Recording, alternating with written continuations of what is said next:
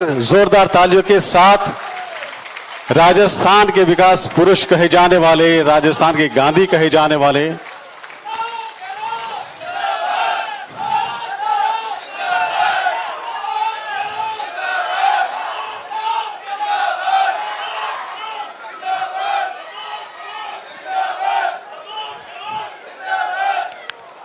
आपके प्यार को हम समझ सकते हैं, आपके जोश और जुनून को समझ सकते हैं। बहुत धन्यवाद। देवियों, सज्जनों, सम्मानित अतिथिगण, बाजीगा तालाब के सौंदर्यीकरण और सीवरेज तंत्र के सुदृढ़ीकरण परियोजना विकास कार्यों के शिलान्यास समारोह में आप सभी का स्वागत। शुक्रिया अदा करना चाहेंगे राजस्थान की गांधी कही जाने वाली हमारी इसी धारा के लाडले, जमीन से जुड़े जन जन के चहेते माननीय मुख्यमंत्री महोदय राजस्थान सरकार अशोक जी गहलोत साहिब और साथ प्रभारी मंत्री जोधपुर सुभाष गर्ग साहिब और तमाम जन प्रतिनिधिगण जो हमेशा उनकी टीम का हिस्सा रहे हैं। सिर्फ जोधपुर ही नहीं, राजस्थान के विकास को किस गति से आगे बढ़ता देखना चाहते हैं हम भी और आप भी, ये आप देख रहे हैं। हर आहट में हमारे साथ होते हैं। आज का ये अवसर तो हमारे शहर को सजाने संवारने का एक ऐतिहासिक अवसर है। शहर की प्रमुख धरोहर में से एक बाजीगा तालाब को सजाने संवारने का काम है। सौंदर्यीकरण से धरोहर फिर से उसी सौंदर्य को प्राप्त करेगी जो आज से कुछ बरस पहले थी। साथ ही शहर की सुंदरता में आ रही बाधाएं, स्वच्छता में आ रही बाधाएं भी, और शहर स्वच्छ रहेगा उनको भी, बाधाओं को भी दूर करना है। अगर शहर स्वच्छ रहता तो स्वास्थ्य अच्छा रहेगा, और स्वास्थ्य अच्छा रहेगा तो सोच अच्छी रहेगी। तब कहते हैं कि पहला सुख। राज्य का कायाकल्प होने वाला, ये मान के चलिए पिछले 2 दिनों से हम देख ही रहे हैं। हमेशा माननीय मुख्यमंत्री महोदय का साथ हमारे साथ बना रहे, हर बार बना रहे, बस यही चाहते हैं। मैं अब निवेदन कर रहा हूं स्वागत के लिए साफा पहनाने के लिए छोटू खान जो मनोनीत पार्षद हैं, मुख्यमंत्री महोदय को साफा पहना के उनका स्वागत करें। शहर की स्वच्छता को लेकर, शहर के विकास को लेकर, राज्य की स्वच्छता को लेकर, राज्य के विकास को लेकर हमेशा संवेदनशील रहे हैं माननीय मुख्यमंत्री महोदय। गुलदस्ता के लिए निवेदन, मनीषा जी पवार शहर की एमएलए और कुंती जी देवड़ा महापौर नगर निगम उत्तर, अब दोनों माननीय मुख्यमंत्री महोदय को गुलदस्ता भेंट करें और हम दुआ करें ईश्वर से हमारे मुख्यमंत्री महोदय हमेशा ऐसे ही चिर परिचित अंदाज में मुस्कुराते रहें। जोरदार तालियां यहां आप दे दीजिए। गुलदस्ते के साथ तालियां नहीं होती तो बड़ा अधूरा लगता है।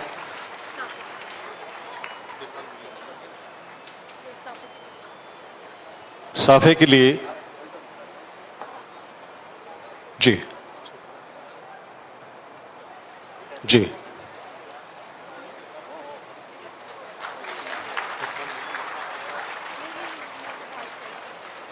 सुभाष जी गर्ग साहब भी हमारे बीच विराजे हैं। साफे के लिए निवेदन श्री गणपत सिंह जी चौहान, नेता प्रतिपक्ष नगर निगम दक्षिण, आप हमारे प्रभारी मंत्री महोदय को साफा पहनाकर स्वागत करें। और बुके के लिए मैं निवेदन कर रहा हूं इरफान बेली, पार्षद वार्ड 44 यानी कि स्थानीय पार्षद हैं इरफान बेली साहिब, आप आए और बुके प्रदान करें सुभाष जी गर्ग साहिब को। जी, बहुत जरूरी एक मोमेंटो भी।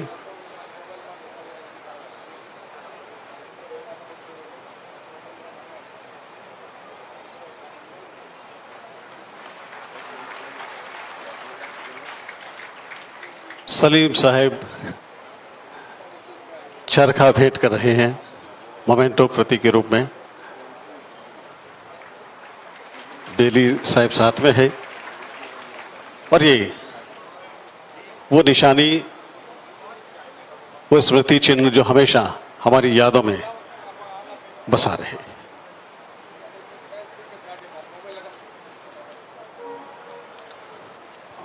बहुत जी,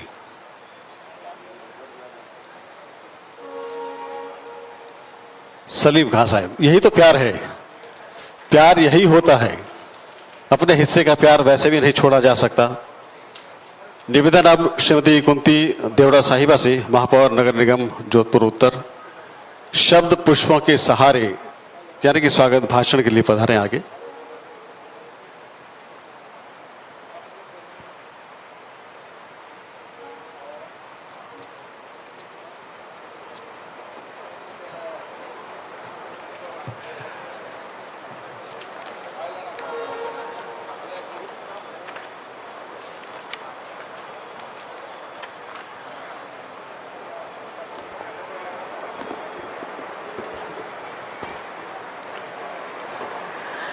नगरीय विकास एवं स्वायत्त शासन विभाग राजस्थान सरकार द्वारा आयोजित बाईजी का तालाब सौंदर्यीकरण एवं सीवरेज तंत्र सुदृढ़ीकरण परियोजना RUIDP के शिलान्यास समारोह में विशेष तौर पर पधारे हमारे आदरणीय यशस्वी मुख्यमंत्री अशोक जी गहलोत साहब, राज्य पशुधन विकास बोर्ड के अध्यक्ष राजेंद्र जी सोलंकी साहब, प्रभारी मंत्री आदरणीय डॉक्टर सुभाष गर्ग जी, उपस्थित शहर विधायिका मनीषा जी पवार, विधायक कृष्णाराम जी विश्नोई साहब,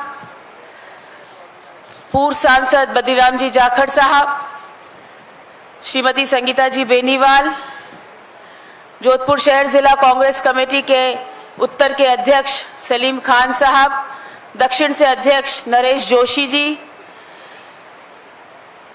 श्री रमेश जी बोराड़ा साहब, प्रोफेसर अयूब साहब, उप महापौर अब्दुल करीम जॉनी भाई, बिनाका जी मालू, उप जिला प्रमुख विक्रम बिश्नोई जी, इस क्षेत्र से पार्षद एवं वरिष्ठ कांग्रेसी छोटू उस्ताद साहब व पार्षद इरफान बेली, सम्मानित मंच, जिलाधीश महोदय, जिला प्रशासन एवं यहाँ उपस्थित उत्तर एवं दक्षिण से पधारे सभी पार्षदगण, पार्षद प्रत्याशीगण, मातृशक्ति, पिता तुल्य बुजुर्गों, भाइयों और बहनों,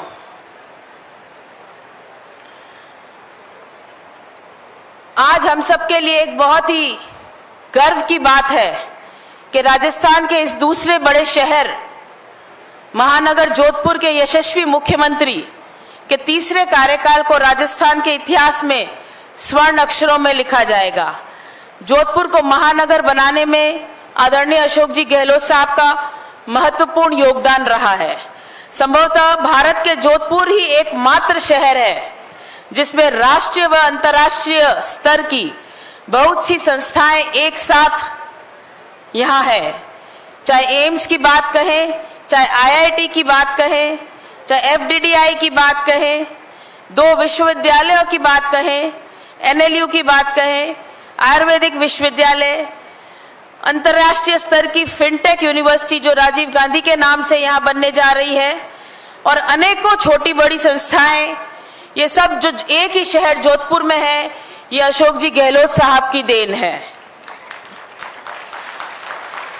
मुख्यमंत्री अशोक जी गहलोत साहब की जो कार्यशैली है वह योजनाओं से ये स्पष्ट होता है कि समाज के निम्न वर्ग तक इन योजनाओं की पहुंच बनाकर उनके जीवन स्तर को सुधारने हेतु अपने जीवन के प्रत्येक क्षण को वे आहुत रहते हैं। सबसे बड़ी योजना जो आज पूरे हिंदुस्तान में विख्यात है वो है चिरंजीवी योजना। उन्होंने पहले इसमें 5 लाख की निधि दी, उसके बाद 10 लाख का इलाज आज के समय में कोई भी व्यक्ति किसी भी अस्पताल में, चाहे प्राइवेट हो या चाहे सरकारी हो, निशुल्क करा सकता है। और साथ ही साथ 5 लाख का एक्सीडेंटल बीमा, अगर कोई कारणवश किसी की मृत्यु हो जाती है तो एक्सीडेंटल बीमा भी इसमें जुड़ा है। और पिछले 2 दिन से हमें ये जानकारी मिली है कि अगर किसी को कोई ऑर्गन ट्रांसप्लांट की बात हो, चाहे किडनी ट्रांसप्लांट या लिवर ट्रांसप्लांट, जिसमें 10 लाख से ज्यादा खर्चा आता हो, तो भी राज्य सरकार वो वहन उठ करेगी। आज के जीवन में जो हमारे सबसे महत्वपूर्ण समस्या हम जिससे प्रभावित होते हैं वो है बिजली, पानी या सड़कें। मैं आपको बताना चाहती हूं किस तरीके से मुख्यमंत्री जी ने अपने बजट में 50 यूनिट बिजली फ्री कर लाखों किसानों को राहत दी है। और अगर पानी की बात कहें तो अभी हम प्रदर्शनी में ये देख रहे थे कि किस तरीके से इंदिरा गांधी कैनाल का तीसरा फेज शुरू हो चुका है और जोधपुर में जल्द ही पानी की समस्या से भी निजात मिलेगी।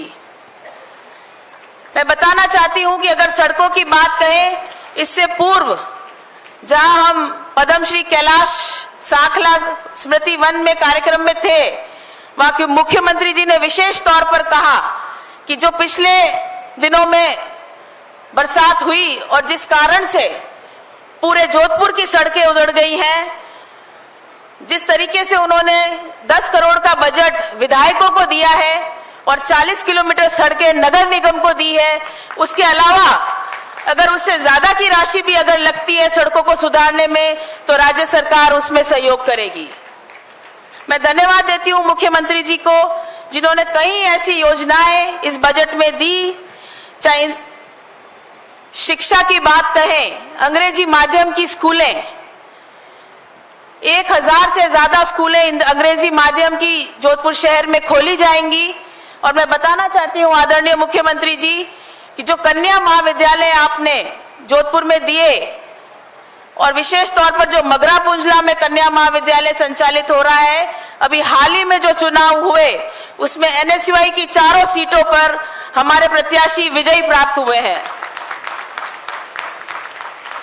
मैं धन्यवाद देती हूं पुनः मुख्यमंत्री जी का जिन्होंने राज्य सेवा में नियुक्त कार्मिकों की पुरानी पेंशन को लागू किया, जिसमें लाखों करोड़ों कर्मचारी लाभान्वित होंगे। आने वाले समय में उम्मेद उद्यान में जो सुमेर लाइब्रेरी का निर्माण होने जा रहा है और जो आधुनिकीकरण उसमें होगा वो अपने आप में एक मील का पत्थर साबित होगा। स्मार्ट सिटी के नाम से जोधपुर को जो 1500 करोड़ रुपए हाल ही में हमारे जिलाधीश महोदय ने एक बैठक बुलाकर डिस्कस किया था, उससे भी ये प्रतीत होता है कि आने वाले समय में शहर एक स्मार्ट सिटी के नाम से एक नया रूप लेगा। सामाजिक क्षेत्र की बात कहें, चाहे वृद्धा अवस्था पेंशन की बात हो, चाहे विधवा पेंशन की बात हो, चाहे एकल महिला पेंशन की बात हो या कहीं भी महिलाओं के सम्मान की बात हो, मुख्यमंत्री जी ने उसमें कहीं कोई कमी नहीं रखी है। मैं मुख्यमंत्री जी को बताना चाहती हूं कि जिस तरीके से उनका एक सपना था कि कोई भूखा ना सोए, उस सोच को सार्थक करने के लिए उन्होंने इंदिरा गांधी रसोई योजना को प्रारंभ किया और उसमें आज हजारों मजदूर वर्ग के लोग जो सुबह कमाकर एक वक्त की रोटी बड़ी मुश्किल से खा पाते हैं, उसके लिए उन्होंने 8 रुपए के तर्ज पर भोजन दिया। नगर निगम के माध्यम से इंदिरा गांधी क्रेडिट योजना के द्वारा लोगों को लोन दिया जा रहा है। मैं आपको बताना चाहूंगी कि कई बजट घोषणा में जोधपुर को उन्होंने कई ऐसी सौगातें दी हैं, जो चाहे नागादाड़ी से ओवरफ्लो नाले की बात कहे, चाहे कई ऐसे कार्य जो जोधपुर के लिए बहुत ही ऐतिहासिक साबित होंगे। उपरोक्त इन सभी के अलावा वर्तमान में जो सबसे महत्वपूर्ण और अतुलनीय योजना है वो है प्रशासन शहरों के संग अभियान 2021। ये ऐसी योजना है जो कि बहुत ही अभूतपूर्व योजना है और भूतो न भविष्य तो है। आने वाली कई पीढ़ियां इस योजना से लाभान्वित होने जा रही हैं। प्रत्येक गरीब को छत मुहैया हो, यह आदरणीय अशोक गहलोत साहब का सपना है तथा इस सपने को साकार करने के लिए अपने प्रत्येक कार्यकाल में उन्होंने ऐसे अभियान चलाकर गरीबों व अल्प आय वर्ग को सस्ती दरों में मकान उपलब्ध करवाए हैं। तीसरे कार्यकाल के दौरान 31/3/2023 तक चलाए जाने वाले अभियान में 10 लाख पट्टे देने का लक्ष्य रखा गया है। राज्य सरकार ने इस तरह से पट्टे देने हेतु कृषि भूमि, आबादी भूमि तथा राजकीय भूमि को नियमित करने हेतु जो छूटें दी है तथा नियमन राशि को नगण्य रखा गया है, जो कि बहुत ही ऐतिहासिक कदम है। आज जिस शिलान्यास के लिए हम सब एकत्रित हुए हैं, जोधपुर में जो पुरानी सीवरेज लाइन व नई सीवरेज लाइन हेतु 340 करोड़ रुपए RUIDP योजना से सीवरेज दुरुस्त करने में, जिसमें नवीन सीवरेज के लिए 212 किलोमीटर नई सीवरेज लाइन डाली जाएगी, 450 किलोमीटर पुरानी सीवरेज लाइन का कंडीशन असेसमेंट होगा, 13 किलोमीटर से ज्यादा पुरानी सीवरेज लाइन का रिहैबिलिटेशन होगा, जिसमें 5 STP का निर्माण भी होगा। और मैं बताना चाहती हूं कि जिस तरीके से बाईजी तालाब का जीर्णोद्धार होगा, सौंदर्यीकरण होगा, मैं आपसे निवेदन करना चाहती हूं कि बाईजी तालाब के सौंदर्यीकरण और नवीनीकरण के साथ साथ उसे एक आमदनी का स्रोत भी बनाया जाए, ताकि जो नगर निगम की वर्तमान में स्थिति है उसमें एक रेवेन्यू का सोर्स वो बन सके, ऐसी मैं आपसे गुजारिश करती हूं। आज मैं विशेष तौर पर धन्यवाद देना चाहती हूं, जो लंबे समय से हमारी एक मांग थी कि जिस तरीके की समस्या हर बरसात में जमकू का झाव और गेवा में पैदा हो जाती है, बरसाती पानी का निकासी का कोई साधन वहां नहीं था, उसके लिए आपने 750 करोड़ कल ही सैंक्शन करके उसमें एक जल्दी नाले का निर्माण होगा, जिसमें जमकू का झाव और गेवा क्षेत्र जो हर वर्ष बरसात में एक तालाब सा प्रतीत होता है, उसमें जल्दी सुधार होगा।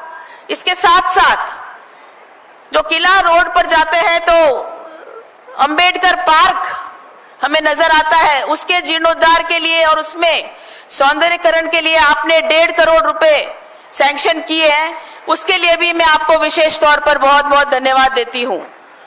जोधपुर शहर को इतनी सारी विकास की सौगातें उपलब्ध करवाने हेतु मैं जोधपुर शहर वासियों व जनप्रतिनिधियों की ओर से आपका बहुत हृदय से आभार प्रकट करती हूं। आप सभी जोधपुर वासियों से मैं ये कहना चाहती हूं कि मुख्यमंत्री जी ने जोधपुर के लिए अपना दिल खोलकर रख दिया है। अब हमारा ये कर्तव्य बनता है कि आने वाले 2023 में और 2024 में मुख्यमंत्री जी को भारी मतों से और पूरे राजस्थान में कांग्रेस की सरकार लाकर पुनः चौथी बार इन्हें मुख्यमंत्री बनाए और 2024 में केंद्र में भी कांग्रेस की सरकार आए, तभी वो असली धन्यवाद मुख्यमंत्री जी को होगा। मुझे यह बुलाया, मान सम्मान दिया, इसके लिए मैं पूरा जिला प्रशासन को बहुत बहुत धन्यवाद देती हूं और जिलाधीश महोदय हिमांशु जी गुप्ता को भी बहुत बहुत धन्यवाद देती हूं कि उनके सहयोग से आज बहुत ही अच्छी प्रदर्शनी का यहाँ पे प्रदर्शन हुआ और बहुत सुंदर कार्यक्रम का यहाँ आयोजन हुआ। इसलिए पूरा जिला प्रशासन को बहुत बहुत धन्यवाद और विशेष तौर पर आप सभी यहाँ पधारे, उसके लिए मैं महापौर होने के नाते आपका बहुत बहुत धन्यवाद देती हूँ। धन्यवाद। जय हिंद। धन्यवाद महापौर साहिबा श्रीमती कुंती देवड़ा साहिबा। इतनी योजनाएं नाम गिनाओ तो शायद याद भी नहीं रही। सुबह भी घोषणा हुई थी कि टूरिज्म को भी बढ़ावा देने के लिए करोड़ों की सौगात दी है माननीय मुख्यमंत्री महोदय ने। फिर चिरंजीवी है, FDD आई है, एम्स है, NLU है, आयुर्वेदिक विश्वविद्यालय है, फिनटेक है, IIT है, बिजली की 50 यूनिट तक की छूट है, यानी कि कई घरों में बिजली बिल्कुल मुफ्त हो चुकी है। मैं अब निवेदन कर रहा हूं कि आज जिस मौके के लिए हम यहाँ इकट्ठा हुए हैं, आइए उन पर नजर डालें, विकास कार्य पर एक नजर डालें और उसके बाद निवेदन करेंगे माननीय मुख्यमंत्री महोदय से। अनिल चला जी। बाजी का तालाब जैसा अभी दिखाई दे रहा है, बहुत हटके 14 करोड़ का इसका कुल बजट रहेगा और इसके बाद पर्यटन को भी बहुत ज्यादा बढ़ावा, जैसा कि महापौर साहिबा ने कहा था। ये देखिए लेआउट प्लान है इसका, इसमें क्या क्या कुछ होने वाला है, कैसा ये बनेगा आने वाले दिनों में, टेक्निकल ये अभी देख सकते हैं। और ये पुरानी अवस्था देखिए, पुराना बाजी का तालाब वैसा नहीं है जो हम सपनों में अगर सोचते हैं वैसा, लेकिन सपने में जो बाजी का तालाब अब आया है वो ऐसा है। निवेदन माननीय मुख्यमंत्री महोदय से इस शिलान्यास को अपने हाथों से करें।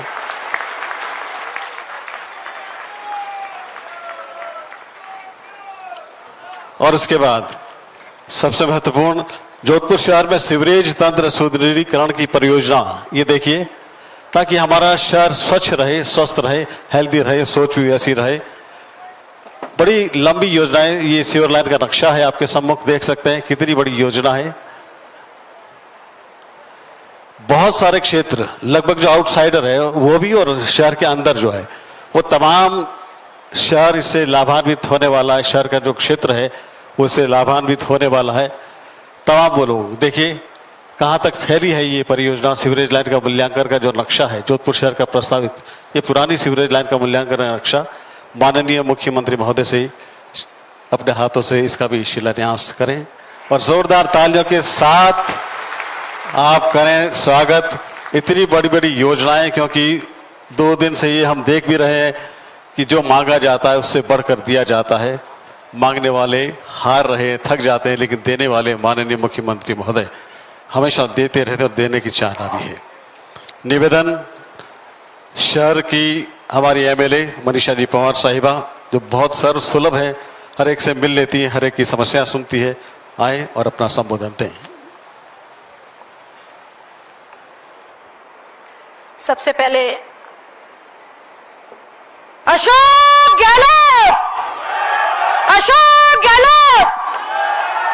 आज हमारे लिए बेहद खुशी की बात है कि हमारे बीच में एक बार पुनः इस शहर के विकास के लिए आदरणीय मुख्यमंत्री जी, जननायक, हमारे गांधीवादी नेता हमारे बीच में हैं।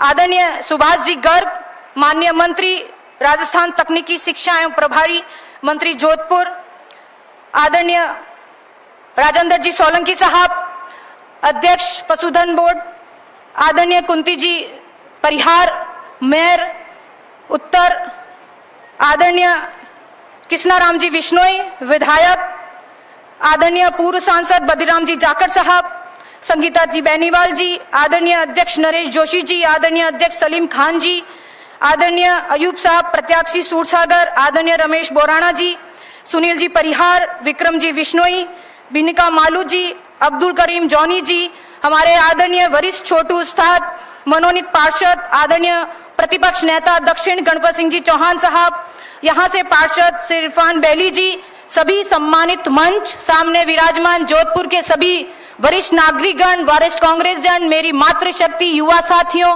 और हमारे मीडिया बंधु, आज इस जोधपुर की धरा के लिए एक बार पुनः बहुत खुशी और एक ऐतिहासिक दिन है कि हमारे जोधपुर शहर में बुनियादी लोक सुविधाओं का विकास एवं विस्तार आदरणीय जननायक गांधीवादी नेता हमारे मुख्य आदरणीय अशोक जी गहलोत के कर कमलों द्वारा होने जा रहा है। बाईजी का तालाब जो काफी लंबे समय से अपने सौंदर्यीकरण को लेकर और वहां के लोगों द्वारा बराबर मुख्यमंत्री जी के संपर्क के माध्यम से इसके विकास चाहते थे, आज उनका सपना पूरा होने जा रहा है और 14 करोड़ की लागत से बाईजी के तालाब का सौंदर्यीकरण होने जा रहा है। मैं मुख्यमंत्री जी को हृदय की गहराइयों से बहुत बहुत धन्यवाद ज्ञापित करती हूं। इसके साथ साथ हमारे जोधपुर की सिविल और उसके सौंदर्यीकरण के लिए 340 करोड़ रुपए की सुदृढ़ीकरण परियोजना शहरी की नवीन सीवर लाइन का विस्तार किया जा रहा है, जिसका लागत 340 करोड़ रुपए लगेगा। इसके लिए मैं मुख्यमंत्री जी को बहुत बहुत धन्यवाद ज्ञापित करती हूं। इसके साथ साथ मैं बात शुरू करूं, जब पहली बार आदरणीय अशोक जी गहलोत मुख्यमंत्री बने थे तो वो समय था जब एक बहुत बुरा काल आया था, लेकिन मुख्यमंत्री जी डगडगाए नहीं और उन्होंने हर एक उस गांव में, ढाणी में, घरों में इतना अनाज पैदा कर दिया कि आने वाले कई सालों तक लोगों को अनाज खरीदना नहीं पड़ा। और उसकी बात आज भी गांव ढाणी के लोग करते हैं और मुख्यमंत्री जी को बहुत बहुत धन्यवाद देते हैं। इसके साथ साथ जब वो दूसरी बार मुख्यमंत्री बने तो ऐसी कई अनेक हजारों योजनाएं लेकर आए, चाहे हम जननी शिशु सुरक्षा योजना कहें, चाहे हम मुफ्त दवा योजना कहें, चाहे हम वृद्धा पेंशन कहें, जांच योजना कहें, और इसके साथ साथ पशु दवा मुफ्त योजना एक बहुत महत्वपूर्ण योजना के माध्यम से हजारों योजनाएं हम अगर बात करें तो शायद सुबह हो जाए, लेकिन योजना नहीं खत्म होए। इतना सुदृढ़ कार्यक्रम मुख्यमंत्री जी ने उनका कार्यकाल दूसरी कार्यकाल में रहा जब वो मुख्यमंत्री थे।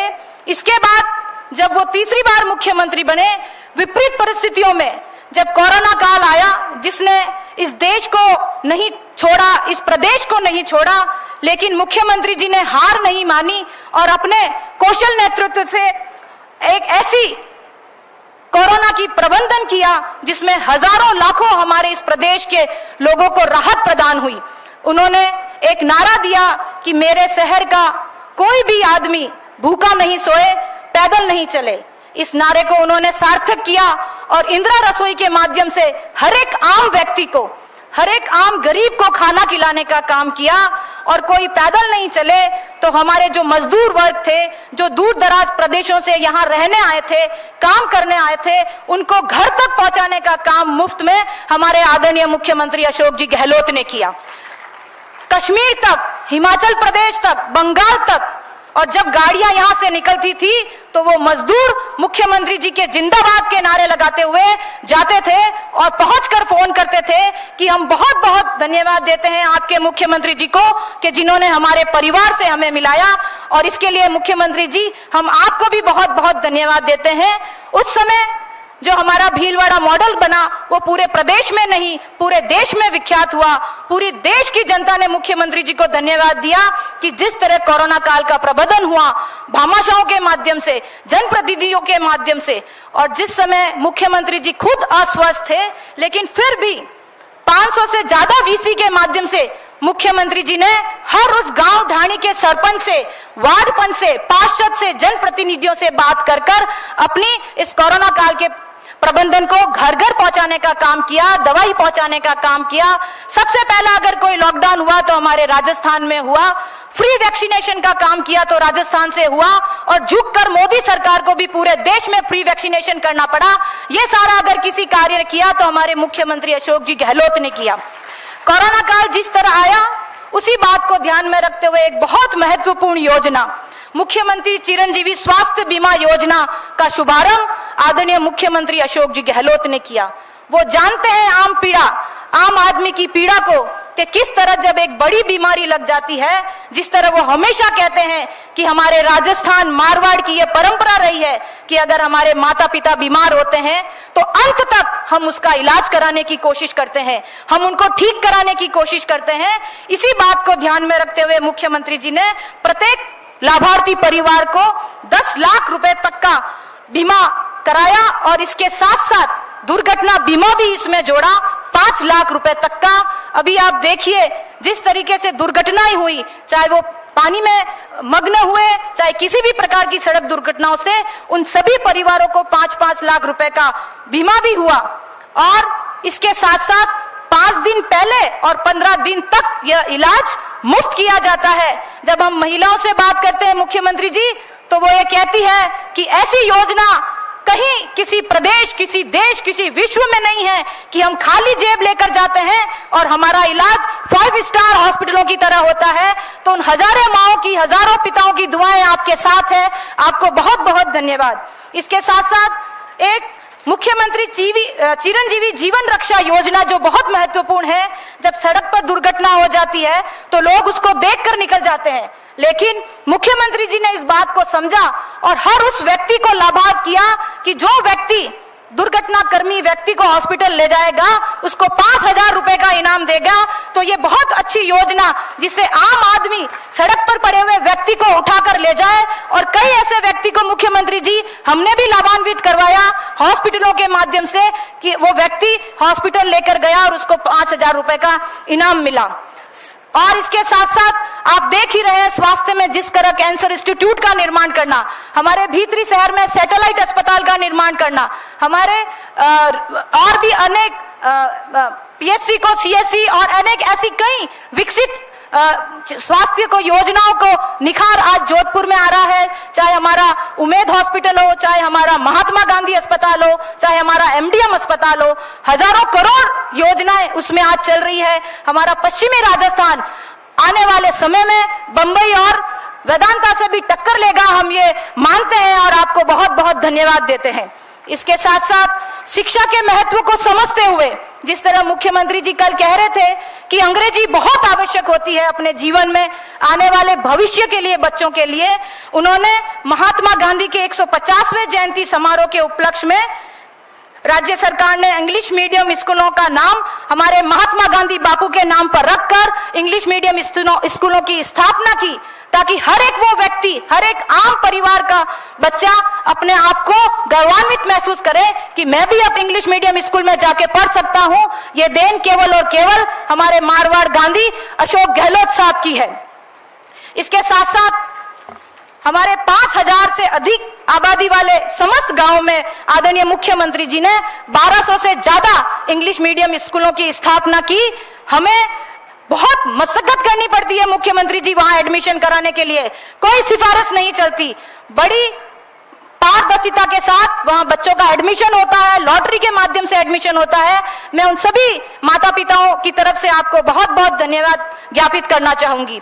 इसके साथ साथ खेलों को महत्व को समझते हुए मुख्यमंत्री जी ने कल ही 29 अगस्त से 5 अक्टूबर तक राजीव गांधी ग्रामीण ओलंपिक खेल की शुरुआत की, ताकि गांव-गांव, ढाणी-ढाणी तक खेल पहुंच सके। और इसमें कोई आयु सीमा नहीं है, पिता भी खेलेगा, दादा भी खेलेगा, माँ भी खेलेगी और बच्चे भी खेलेंगे। तो देखिए आप कितनी अच्छी योजना खेलों को बढ़ावा देने के लिए, गांव ढाणियों को एक दूसरे से जोड़ने के लिए मुख्यमंत्री जी लेकर आए हैं। और इसके साथ साथ खेलों को प्रोत्साहन देने के लिए, खेलों के भविष्य को बढ़िया करने के लिए उन्होंने 2% आरक्षित भी खिलाड़ियों के लिए नौकरियां रखी है। मैं समस्त खिलाड़ियों की तरफ से मुख्यमंत्री जी को बहुत बहुत धन्यवाद ज्ञापित करती हूं कि आपने खेलों के माध्यम से जो लोगों को जोड़ने का काम किया है। और इसके साथ साथ कल ही मुख्यमंत्री जी ने शहरी अर्बन राजीव गांधी ओलंपिक खेलों की शुरुआत जनवरी से करने की घोषणा की। इसके लिए भी मैं मुख्यमंत्री जी को बहुत बहुत धन्यवाद देती हूं कि शहरों में भी अब इस तरह की प्रतियोगिता होगी, जिससे वार्डवासी एक दूसरे के साथ मिलकर ऐसी योजना से लाभ उठा सके। इसके साथ साथ एक बहुत महत्वपूर्ण योजना, जिससे जब मुख्यमंत्री दूसरी बार बने थे, धार्मिक यात्रा, जो हमारे बड़े बुजुर्ग हैं, माता पिता हैं, जो अपने खर्चे से धार्मिक यात्रा नहीं कर सके, उनको धार्मिक यात्रा कराने का काम हमारे आदरणीय मुख्यमंत्री अशोक जी गहलोत ने किया है। हम सब जानते हैं कि हम सुनते हैं, कहानियों में सुनते हैं कि श्रवण हुआ करते थे, उसने अपने माता पिता को बैठाकर धार्मिक यात्रा कराई थी। और आज के श्रवण, हमारे वर्तमान के श्रवण आदरणीय मुख्यमंत्री अशोक जी गहलोत हैं, जो हर राजस्थान के माँ बाप को धार्मिक यात्रा कराते हैं। न केवल ट्रेन से बल्कि वायुयान से भी उनको भेजने की व्यवस्था करते हैं। तो हम ऐसे मुख्यमंत्री जी को बहुत बहुत धन्यवाद ज्ञापित करते हैं। इसके साथ साथ पुरानी पेंशन योजना लागू करके जो मुख्यमंत्री जी ने बुढ़ापे की लाठी बनने का काम किया है, घर घर ऐसी एक योजना पहुंचाई है जिसे बुजुर्ग भी अपने आप को आत्मविश्वास, आत्मनिर्भर और सम्मान पा सके। ऐसी पुरानी योजना लागू करके मुख्यमंत्री जी ने जो उनको तोहफा दिया है, मैं उनको बहुत बहुत धन्यवाद ज्ञापित करती हूं। इसके साथ साथ मल्टी लेवल पार्किंग की शुरुआत मुख्यमंत्री जी आने वाले समय में करेंगे, जिसका खर्चा 5 करोड़ से भी ज्यादा होने जा रहा है। शास्त्री सर्कल पे 140 लाख रुपए से उसका पुनरुद्धार होने जा रहा है। हमारे कैंसर इंस्टीट्यूट का जो मुख्यमंत्री जी ने पिछले दिनों में उद्घाटन किया था, 180 करोड़ रुपए की लागत से बन रहा है। इसके साथ साथ ऐसी कई योजनाएं, शिक्षा का क्षेत्र हमारा जोधपुर बन चुका है, चाहे हम IIT लें, NLU लें, IIFD लें, जैसे भी तरह की जो हमारा शिक्षा का हब है, कृषि विश्वविद्यालय लें, पेट्रोलियम लें, ऐसी कई सौगातें मुख्यमंत्री जी ने शिक्षा के क्षेत्र में जोधपुर को दी है। हमारे शहर के विकास के लिए उन्होंने 10 करोड़ तो सड़क के लिए MLA को दिए ही दिए। इसके साथ साथ निगम को भी 40 किलोमीटर सड़कें मुख्यमंत्री जी ने दी हैं, इसलिए हम उनका बहुत बहुत धन्यवाद ज्ञापित करते हैं। प्रशासन शहरों के संघ को चलाकर हर आदमी को पट्टे देने का, घर देने का जो काम किया है, वो हमारे मुख्यमंत्री अशोक जी गहलोत ने किया है। इसके साथ साथ हम ये कह सकते हैं, जिस तरह हमारे प्रभारी मंत्री जी कहते थे कि इंटियारों का जो जोधपुर था और 2022 का जोधपुर था। पूरे विश्व में अगर जोधपुर के मानचित्र को किसने लाकर खड़ा किया है तो हमारे आदरणीय मुख्यमंत्री अशोक जी गहलोत हैं।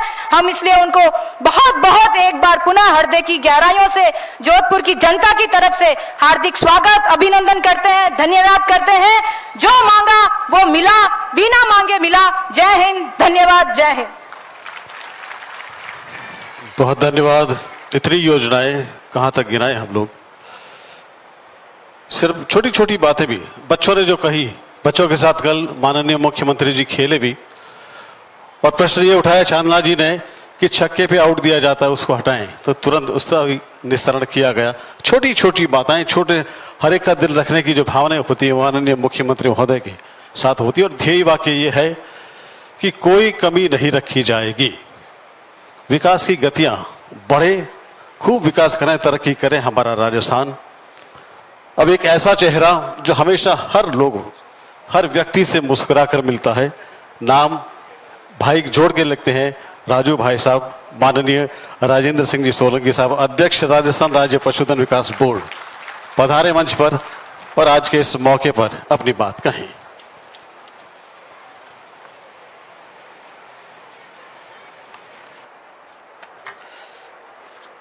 बाईजी के तालाब के सौंदर्यीकरण एवं सीवरेज तंत्र के सुदृढ़ीकरण परियोजना के विकास कार्यों का शिलान्यास कार्यक्रम में हमारे बीच में आज के कार्यक्रम के मुख्य अतिथि हमारे जननायक आदरणीय अशोक जी गहलोत साहब, मुख्यमंत्री राजस्थान सरकार,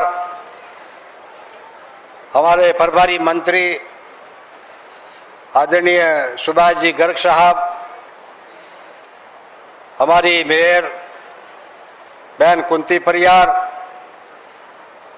हमारे एमएलए बहन मनीषा पवार, कृष्णाराम जी, हमारे एमएलए लोहट, बद्रीराम जी जाकर साहब, पूर्व सांसद भाई नरेश जी जोशी साहब, सलीम खान साहब, हमारे उत्तर और दक्षिण के दोनों जिले अध्यक्ष अयूब साहब, रमेश जी बोराड़ा साहब, deputy mayor Abdul Karim Johnny, हमारे प्रतिपक्ष के नेता गणपत सिंह जी चौहान साहब, उप प्रमुख विक्रम बिश्नोई, हमारे संगीत नाटक अकादमी की हाल ही में अभी अध्यक्ष बनी बहन बिनिका मालू जी,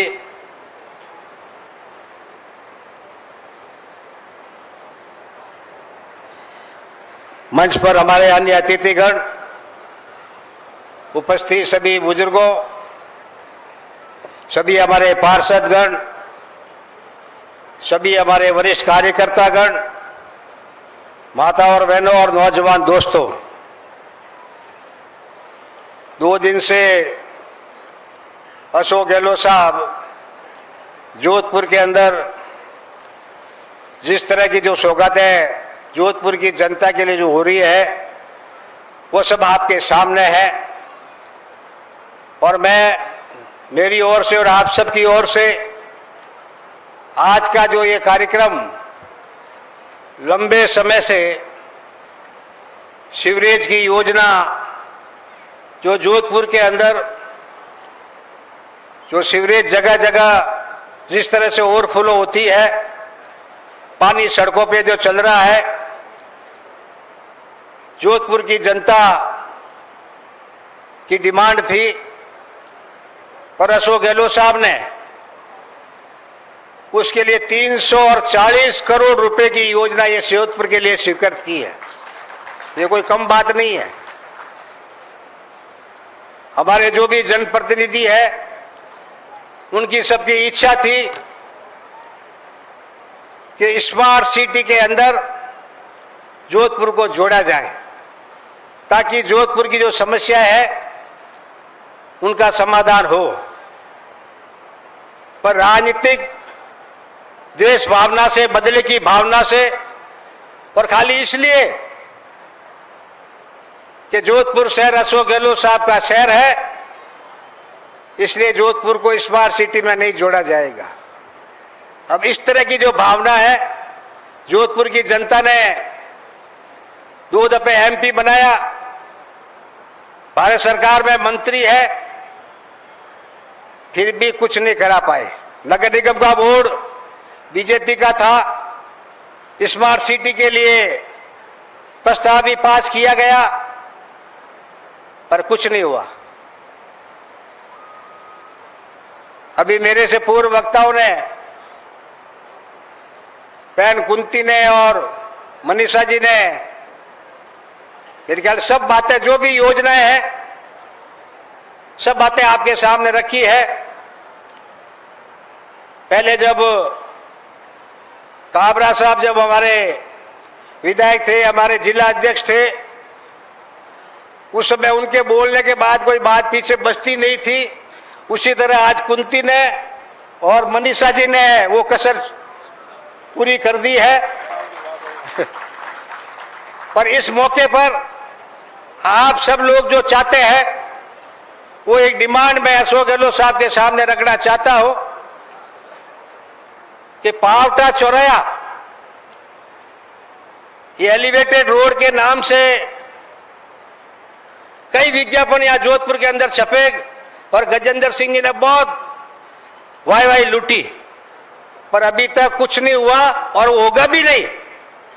जोधपुर के साथ जिस तरह से बदले की भावना से काम किया जाता है, इसलिए आप सब लोगों की भावना है, वो डिमांड मैं आपके सामने अशोक गहलोत साहब के सामने रखना चाहता हूं कि पावटा चौराया जिस तरह से जो जाम रहता है, जिस तरह से आपके आदेश से इख्तियार बैरूजी का मल्टी लेवल आरओबी बना था, उसी तरह यहां पर भी मल्टी लेवल आरओबी बनाया जाए।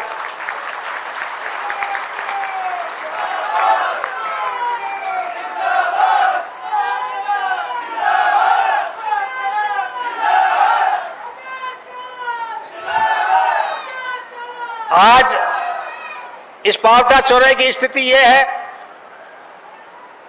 कि टाइम पे मथुरादास मातृ हॉस्पिटल अगर किसी को पहुंचना है, महात्मा गांधी हॉस्पिटल जिसको पहुंचना है, वो टाइम पे नहीं पहुंच सकता। अभी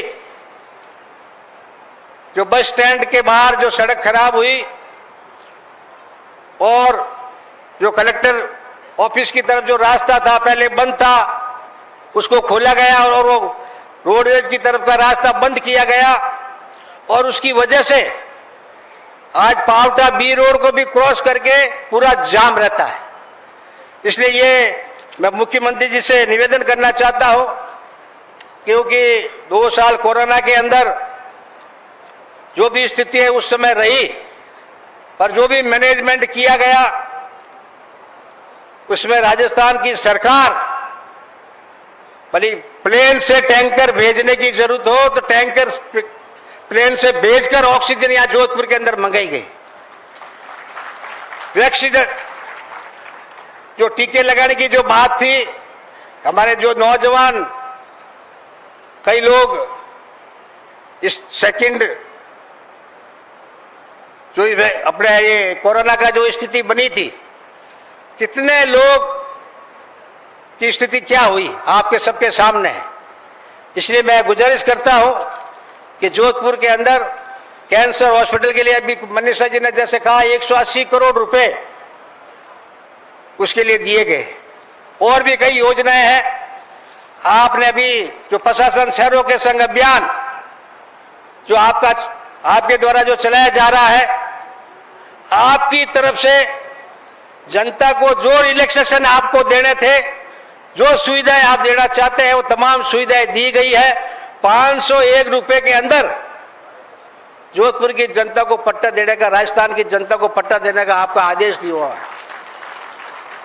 मैं उम्मीद करता हूं कि तो तमाम योजनाएं इस धरातल पर उतरकर जनता को रिलीफ देगी। इन्हीं भावनाओं के साथ इस मौके पर मुझे बुलाया और जो मान सम्मान दिया, जो बोलने का मौका दिया, उसके लिए मैं आप सभी का हृदय से आभार प्रकट करता हूं। धन्यवाद। जय हिंद।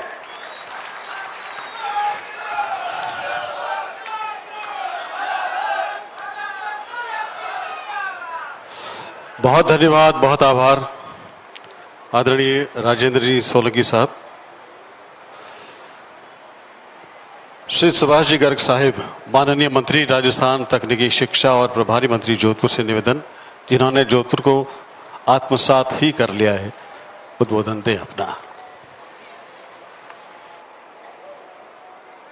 आज जोधपुर शहर के वाईजी के तालाब में सौंदर्यीकरण एवं सीवरेज तंत्र के सुदृढ़ीकरण परियोजना विकास कार्यों के शिलान्यास कार्यक्रम के हमारे मुख्य अतिथि राजस्थान के विश्व लोकप्रिय आदरणीय श्री अशोक गहलोत साहब, मंच पर विराजमान श्री राजेंद्र सोलंकी जी, हमारी विधायिका श्रीमती मनीषा पवार जी, श्री कृष्णाराम बिश्नोई जी, श्रीमती कुंती परियार जी, महापौर नगर निगम नॉर्थ, श्री बद्रीराम जाखड़ जी, पूर्व सांसद महोदय, श्रीमती संगीता बेनीवाल जी, श्री नरेश जोशी जी, श्री सलीम खान जी, श्री अयूब खान जी, श्री रमेश बोरणा जी, श्रीमती बिनाका मालू जी, श्री अब्दुल कलीम साहब, गणपत सिंह चौहान साहब, छोटू उस्ताद जी और इकराम साहब, और मेरे सामने बैठी हुई इस क्षेत्र की, जोधपुर शहर की समझ सरदारी भाइयों और बहनों, युवा साथियों, मीडिया फ्रेंड्स। सर्वप्रथम तो मैं आभार व्यक्त करना चाहूंगा प्रभारी मंत्री होने के नाते माननीय मुख्यमंत्री जी का। पिछले 2 दिन से लगातार इस जोधपुर शहर को, जोधपुर जिलों को जो सौगातें दे रहे हैं, विभिन्न कार्यक्रमों का लोकार्पण कर रहे हैं, शिलान्यास कर रहे हैं, और जोधपुर जिले की जो एक प्रमुख एक दिक्कत थी कि बहुत दिनों से माननीय मुख्यमंत्री जी, आप जानते हैं कि जोधपुर में नहीं आ पा रहे थे, और आकर के इतनी सौगातें दी हैं, तो प्रभारी मंत्री होने के नाते मैं आपका बहुत बहुत आभार व्यक्त करता हूं, धन्यवाद देता हूं। मैं उल्लेख करना चाहूंगा 98 से लेकर के 2022 तक जब माननीय मुख्यमंत्री ने पद का कार्यभार संभाला गहलोत साहब ने, तब तक हर 5 वर्ष का अगर इतिहास लिखा जाए विकास का, तो ऐसा कोई काल नहीं जब कोई नवाचार नहीं किए, जब कोई विकास कार्यक्रमों की गंगा नहीं बहाई, क्या सुशासन का मामला हो, चाहे गरीब जन के व्यक्ति को फायदा पहुंचाने का मामला हो। और कई बार तो मैं सोचता हूं शिक्षक होने के नाते कि हर प्रत्येक काल में हर क्षेत्र में कीर्तिमान स्थापित करते हैं मुख्यमंत्री जी, और अभी के 2018 से लेकर के 2023 तक का काल देखें हम, और इस दौरान ऐसा कौन सा क्षेत्र है, चाहे वो शिक्षा का क्षेत्र है, आप जानते हैं 5 मूलभूत आवश्यकताएं होती हैं, शिक्षा है, स्वास्थ्य है, पानी है, बिजली है, सड़क है, ये 5 हैं। और इसके बाद अपेक्षा होती है हमारे युवाओं की कि युवाओं को रोजगार मिले, बुजुर्गों की अपेक्षा होती है कि हमारी सोशल सिक्योरिटी की स्कीम्स आए, उसमें हमारी पेंशन बढ़े, वो एक इच्छा होती है, और शहरवासियों की इच्छा होती है कि आधारभूत संरचना का विकास हो, औद्योगिक विकास की गति हो, जीडीपी की ग्रोथ बढ़े। इन सारे चीजों को ध्यान में रखते हुए जो योजनाएं दी, मैं जिक्र करना चाहूंगा शिक्षा के क्षेत्र को। 98 में जब मुख्यमंत्री बने थे गहलोत साहब, तो राजीव गांधी पाठशालाएं खोली गई थी, और आज वो राजीव गांधी पाठशालाएं आपको मालूम है सारे की सारी ज्यादातर सीनियर सेकेंडरी स्कूल में कन्वर्ट हो गई है, बालिका विद्यालय खुल गए हैं, वहां कॉलेजेस खुल रहे हैं। ये उसी वक्त का सोच था जब 2018 में कार्यभार संभाला, तीसरी बार मुख्यमंत्री बने, तो एक नई सोच के साथ आए कि बालिका शिक्षा को कैसे प्रोत्साहन दिया जाए, कैसे स्कूल ढाणी के बच्चों को, गरीब बच्चों को अंग्रेजी शिक्षा के माध्यम से स्कूल शिक्षा मिले, इन चीजों को देखा। और अब मैं 2-3 निर्णय को देना चाहूंगा, वैसे मनीषा पवार जी बोल चुकी हैं, अंग्रेजी माध्यम के स्कूल। मैं गांव में जाता हूं, अपने क्षेत्र में भी जाता हूं, यहां भी घूमा हूं, मैं सारी 10 विधानसभा क्षेत्र में जोधपुर में घूमा हूं, लोग धन्यवाद देते हैं। और गहलोत साहब, लोग चाहे कुछ भी कहें, लेकिन आप कोई विकास का स्वरूप मानते हैं, विकास का भगवान मानते हैं, जो आम जन की, आम आदमी की बात सुनता है। तो मैं व्यक्ति से देखता हूं, मंत्री होने के नाते, प्रभारी मंत्रियों के नाते, वो काल देखा है कोरोना का, जब बिना सोए हुए कितनी भी थकावट हो जाए, कोरोना से पीड़ित हो गए, लेकिन कोरोना का प्रबंध शानदार किया, विकास के कार्यक्रमों कहीं कमी ना आने दी। शिक्षा के क्षेत्र में देखें तो कन्या महाविद्यालय खोल दिए गांव में, मैंने सुबह भी जिक्र किया था, ऐसे गांव में कन्या महाविद्यालय खुल गए हैं जहां 500 बच्ची थी, तुरंत एक कलम से जो है बालिका महाविद्यालय खोल दिए गए। मैं धन्यवाद देना चाहूंगा, उनके पेरेंट्स, उनके माँ बाप आपको धन्यवाद देते हैं, बधाई देते हैं। मैं खुद जानता हूं, मैं पीड़ित रहा हूं, मैं जब 8वीं में गांव में पढ़ता था, पीपला मेरा गांव है, तो मेरी बहनों को बैठा दिया गया था पिताजी के द्वारा, क्योंकि वह स्कूल 8वीं तक का था, वो शिक्षा से वंचित रही थी। वो जैन आज भी मुझे ध्यान होता है, तो मैं धन्यवाद देता हूं माननीय मुख्यमंत्री जी को कि बालिका शिक्षा को जैन में रखते हुए एक नए द्वार हमारी बहनों के लिए, बेटियों के लिए खोले। इसी तरह से महाविद्यालय शिक्षा की बात करना चाहूंगा, तकनीकी शिक्षा की बात करना चाहूंगा, मेडिकल एजुकेशन को लेकर के बात करना चाहेंगे। सारे जिलों में कॉलेज खोलने की मुहिम खोली है। 33 में से 30 महाविद्यालय खुल चुके हैं, प्रक्रियाधीन है। 3 के लिए प्रयास लगातार केंद्र सरकार से माननीय मुख्यमंत्री कर रहे हैं। तकनीकी शिक्षा का मंत्री हूं, मैं कह सकता हूं दावे के साथ, नो डाउट जोधपुर में एमबीएम का भी एक ब्रांड वैल्यू हुआ करती थी कॉलेज की, मुझे मालूम है। और उसके बाद एक नया स्थान इस जोधपुर को दिलाया आईआईटीज के माध्यम से, या एम्स के माध्यम से, या आयुर्वेद विश्वविद्यालय के माध्यम से, या पुलिस यूनिवर्सिटीज के माध्यम से, या फिनटेक यूनिवर्सिटी। बहुत सारे बच्चे नहीं जानते होंगे, युवा हमारे नहीं जानते हो फिनटेक यूनिवर्सिटी होती क्या है। मैं कॉमर्स का स्टूडेंट रहा हूं, मैं जानता हूं फिनटेक क्या होती है। फाइनेंशियल टेक्नोलॉजी बेस्ड जो यूनिवर्सिटी है, जो सॉफ्टवेयर बनते हैं, जितना भी आप पेटीएम, जितने भी आप क्रेडिट कार्ड्स, जितने भी आप डेबिट कार्ड्स यूज करते हो, भुगतान करते हो, इलेक्ट्रॉनिक बैंकिंग का करते हो, या शेयर मार्केट में धंधा करते हो, वो सारे की सारा फिनटेक यूनिवर्सिटी का अधीन आता है। वो फिनटेक यूनिवर्सिटी का कंसेप्ट अपने आप में एक अभूतपूर्व कंसेप्ट दिया माननीय मुख्यमंत्री ने, और उसको समर्पित किया जोधपुर शहर को, जिससे नाम दुनिया में हो रहा है। अकेले देश और दुनिया की पहली कह रहा हूं मैं स्टेट यूनिवर्सिटी, प्राइवेट तो 1-2 यूनिवर्सिटीज है यूएसए में, लेकिन स्टेट गवर्नमेंट की पहली यूनिवर्सिटी दुनिया में माननीय मुख्यमंत्री अशोक गहलोत ने खोली, जो 600 करोड़ की लागत से बन रही है। उन लोग जो हमारे बीटेक बच्चे करते हैं, यहां से टेक्निकल एजुकेशन लेते हैं, उनके प्लेसमेंट के द्वार खुलेंगे।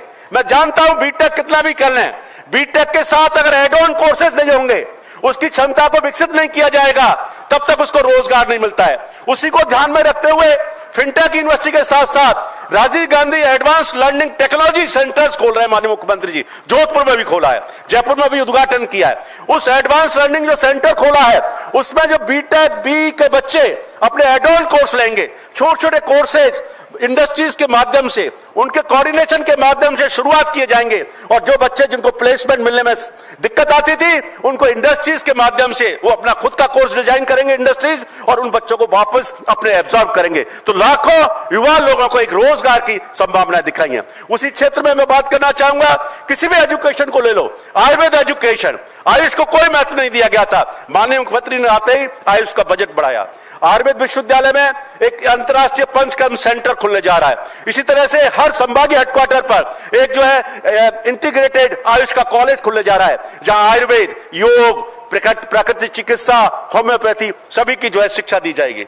मैं क्या कितने ही मतलब कभी बार तो ये होता है कि अगर इसके विकास के कार्यक्रमों की गाथा लिखी जाए तो पूरा एक ग्रंथ लिखा जाएगा। मैं उल्लेख करना चाहूंगा, इस एजुकेशन के साथ साथ, स्वास्थ्य के साथ साथ बिजली, सड़क, पानी, सड़कों की निश्चित रूप से हर व्यक्ति की इच्छा होती है।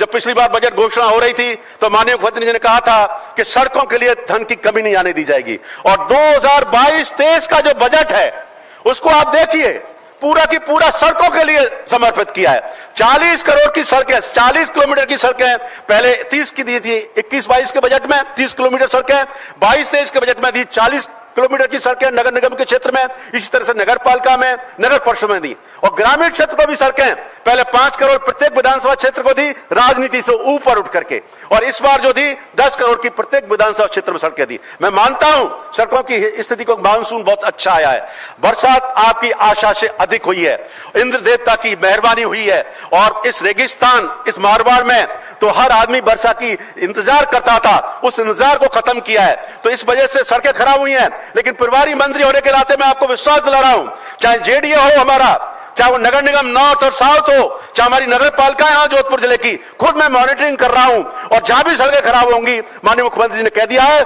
कि हर सड़कें तुरंत ही, जल्दी ही, जैसे ये मानसून सीजन खत्म होता है, उनको टॉप प्रायोरिटी पर लेकर के ठीक किया जाएगा।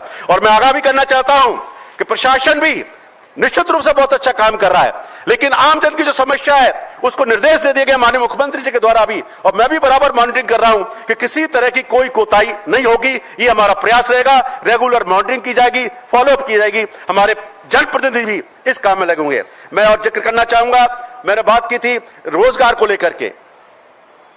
आप जानते हैं जब माननीय मुख्यमंत्री जी ने सत्ता संभाली थी, इस राजस्थान की अर्थव्यवस्था की क्या हालत थी, कितने लाखों करोड़ का कर्ज था, उसकी परवाह ना करते हुए प्रत्येक सेक्टर के लिए योजनाएं बनाई।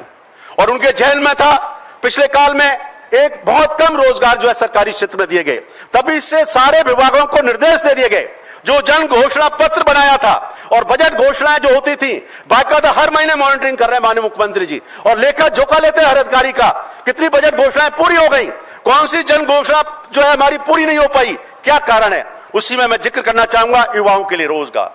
सरकारी क्षेत्र का द्वार खोल दिया गया, अब तक लगभग 1,29,000 लोगों को सरकारी क्षेत्र में नौकरियां दी गई हैं, 1 लाख के करीब प्रक्रियाधीन है और 1 लाख का एडजस्टमेंट जो है प्रोसेस में, लगभग 3.5 लाख लोगों को। मुझे बता दें, मैं चुनौती देना चाहता हूं, हमारे विरोधी लोग कहते हैं कि राजस्थान में कुछ नहीं हो रहा है, कोई एक मार्केटिंग के माध्यम से ऐसा कोशिश करते हैं। मैं चुनौती दे रहा हूं, कौन सा ऐसा क्षेत्र है जिसमें कीर्तिमान स्थापित नहीं किए। अब मैं बात करना चाहूंगा गवर्नेंस की, सुशासन, कैसे हमारे विकास का लाभ आम जन तक पहुंचे, उसके लिए संपर्क पोर्टल 181 आपके लिए दिया है।